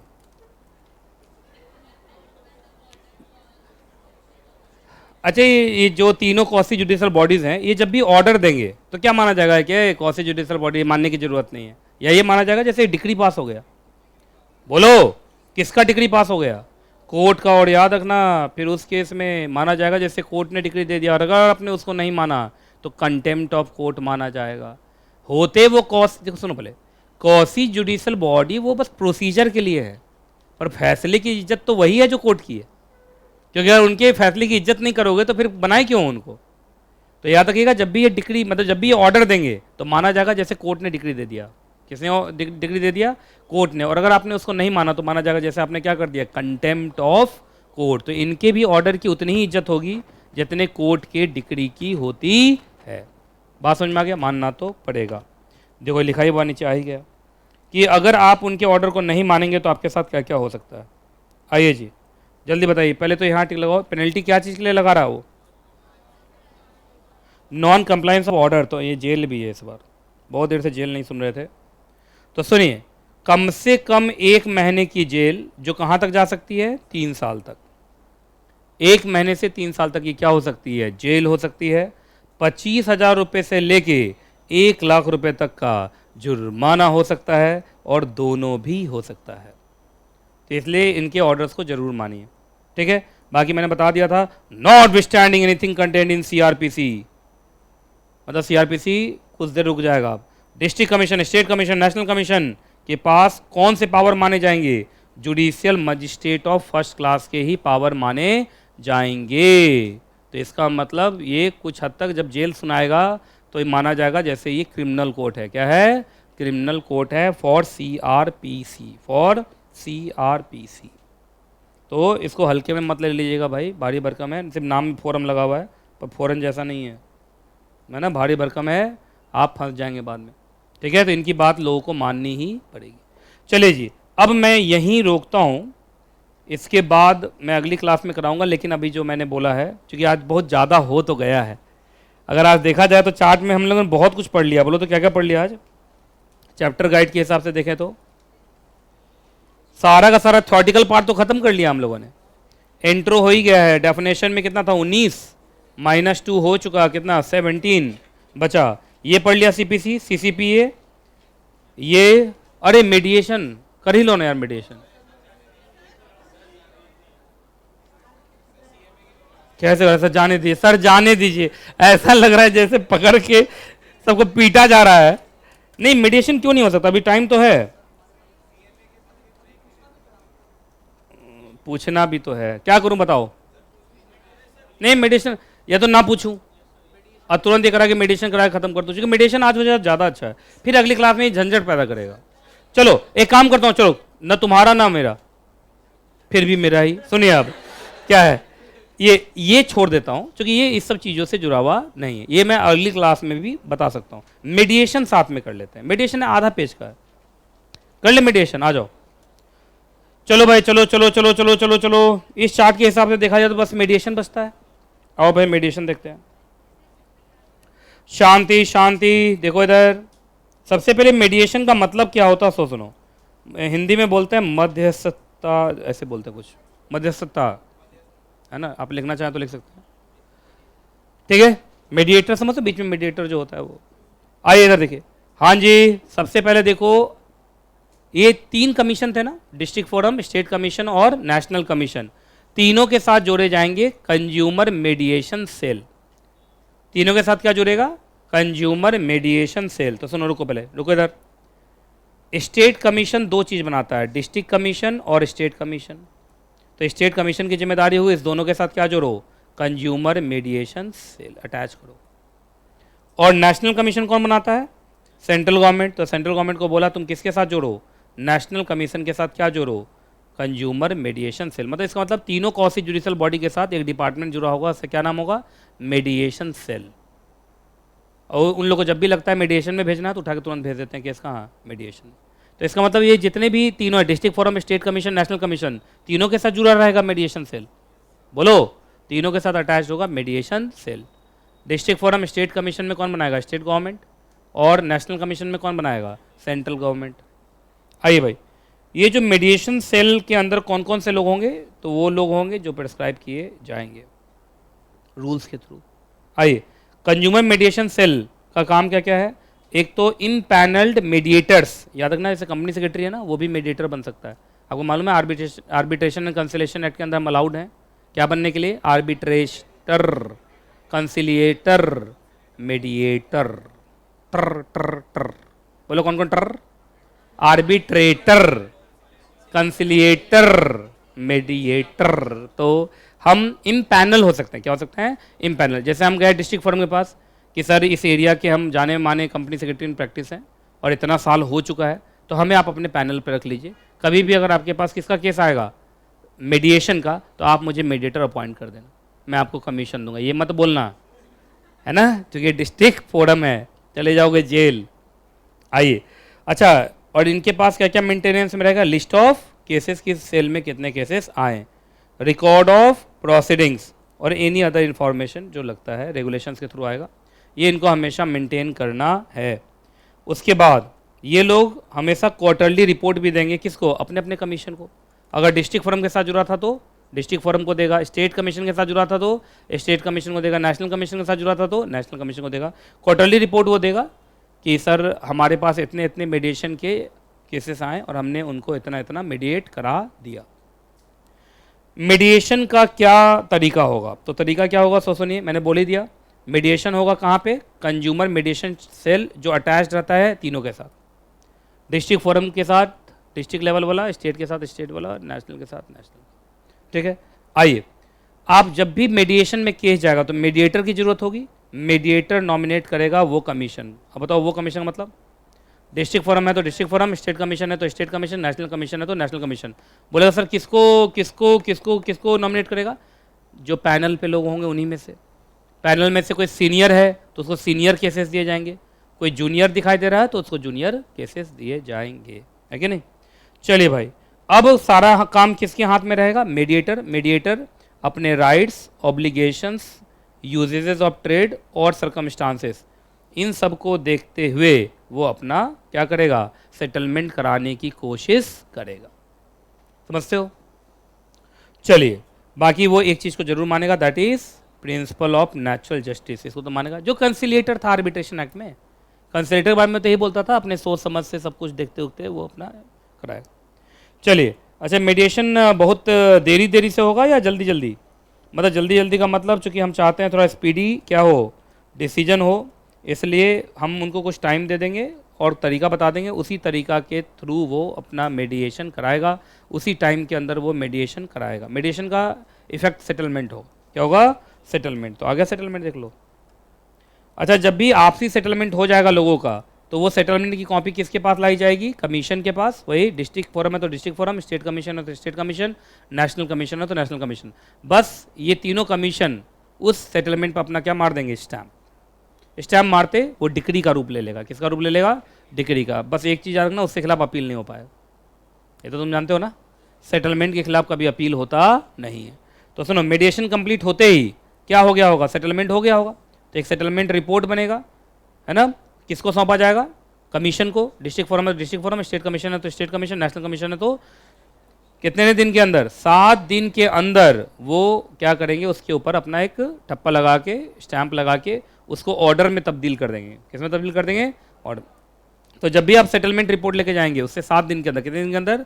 7 दिन के अंदर कमीशन उसके ऊपर स्टैंप लगा देगा और वो सेटलमेंट किसका रूप ले लेगा?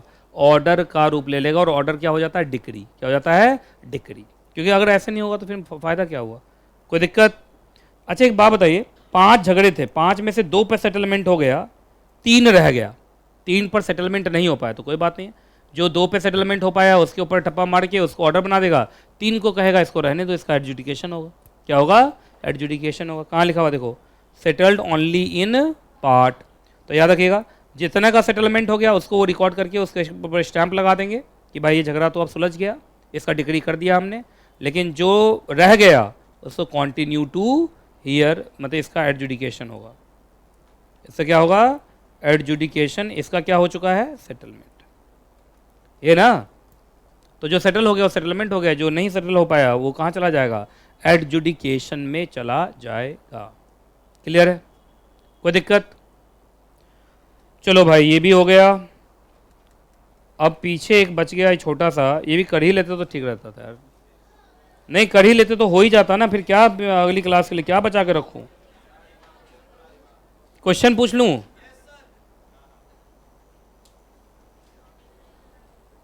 या अगली क्लास में आंसर करोगे? अगर अगली क्लास में करोगे तो मैं ये पढ़ाई देता हूँ। अच्छा सुनो, तुम टाइम गिनो, अगर मैंने 3 मिनट से ज़्यादा का टाइम ले लिया तो मेरा नाम CS नीतीश कुमार जायसवाल ही रहेगा। देखो जल्दी जल्दी देखो। नहीं सच में, सच 5 मिनट से ज़्यादा टाइम नहीं लूँगा, 5 मिनट भी ज़्यादा बोल दे रहा हूँ। चलिए हेडिंग बोलिए। आप लोग अपना टाइमर लगा लो, कोई बात नहीं है। अगर 5 मिनट से ज़्यादा टाइम लिया तो तुम लोग उठ के चले जाना, मुझे कोई दिक्कत नहीं, मैं अकेले पढ़ा लूँगा। आइए, हाँ टाइम स्टार्ट हो गया, 5 मिनट देख लो। नहीं बोलो, जब तुम बोलो स्टार्ट तब मैं शुरू करूँ। बोलो स्टार्ट। चलिए हाँ जी, देखिए इधर देखिए, इधर देखिए। आप इस एक्ट में जब भी जाते हैं इनके पास, किसी पास, district forum, state commission, national commission के पास जाते हैं तो क्या मांगना चाहते हैं उनसे? Remedies, relief. रेमेडीज के साथ लिखो रिलीफ। तो क्या क्या रेमेडीज, क्या क्या रिलीफ आपको मिल सकता है? तो इस एक्ट में क्या क्या रिलीफ मिल सकता है बताओ आप? जैसा आरोप वैसा रिलीफ मिला होगा। जैसे आपने बोला होगा सर गुड्स में क्या पाया गया, तो वो उधर से ऑर्डर पास करेंगे कि डिफेक्ट को हटाया जाए, ये ना मालूम चला। जरा ध्यान से देखिएगा अब आगे। गुड्स जो है वो मतलब लग रहा है कि डिफेक्ट उससे हटाया नहीं जा सकता, तो फिर रिप्लेस कीजिए। क्या कीजिए? रिप्लेस। देखो छोटा मोटा डिफेक्ट होता है तो उसको हटाया जा सकता है, लेकिन अगर लग रहा है कि डिफेक्ट नहीं हटाया जा सकता तो रिप्लेस करना पड़ेगा। बहुत बार आपने देखा होगा आईफोन सब रिप्लेस ही हो जाता है, सीधा नया मिल जाता है। उसके बाद बहुत बार ऐसा होता है कि अब वो आदमी नहीं लेना चाहता है वो सामान, तो क्या उसको प्राइस वापस करवा दिया जाएगा? बोलो, क्या उसका पैसा लौटवाया जाएगा? यस, लौटवाया जाएगा, नया वर्ड आया।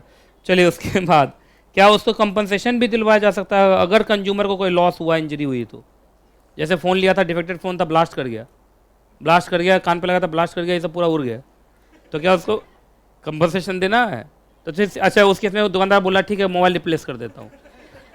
ये कंपनसेशन भी चाहिए, कंपनसेशन भी चाहिए ना इलाज उलाज कराने के लिए। आइए अगला। उसके बाद आइए, गुड्स के साथ वर्ड होता है डिफेक्ट और सर्विस के साथ होता है डेफिशिएंसी। तो इस बार डेफिशिएंसी को ही टारगेट पर लिया गया, डेफिशिएंसी भी कम हटाया जाएगा, रिमूव। उसके बाद अगर मार्केट में UTP हो रहा है, RTP हो रहा है, तो क्या उसको डिसकंटिन्यू किया जाएगा और ऑर्डर दिया जाएगा कि बाद में रिपीट मत करना? बोलो। उसके बाद हजार्डस गुड्स मार्केट में हैं तो नॉट टू ऑफर, मतलब कहा जाएगा कि हजार्डस गुड्स मार्केट में आप लाइए नहीं। और अगर मार्केट में ऑलरेडी हजार्डस गुड्स आ चुका है तो उसको क्या कीजिए? विड्रॉ कीजिए। उसके बाद मिसलीडिंग एडवर्टीजमेंट दे चुके हो तो करेक्टिव एडवर्टीजमेंट दे के उसको न्यूट्रलाइज करो। क्या करो?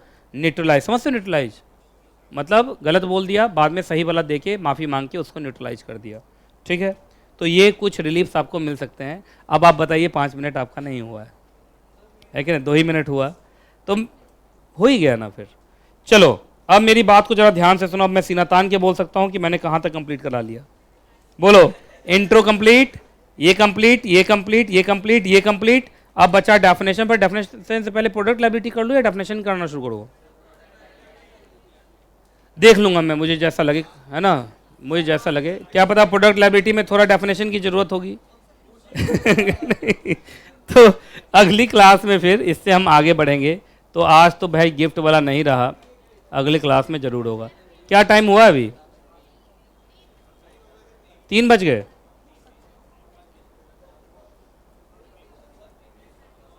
तो चलिए आज की क्लास यहीं तक, फिर मिलूंगा अगली क्लास में, और जब तक मैं ना मिलूं दुआ में याद रखिएगा। खुश रहें आप, खुश रहें आपका परिवार।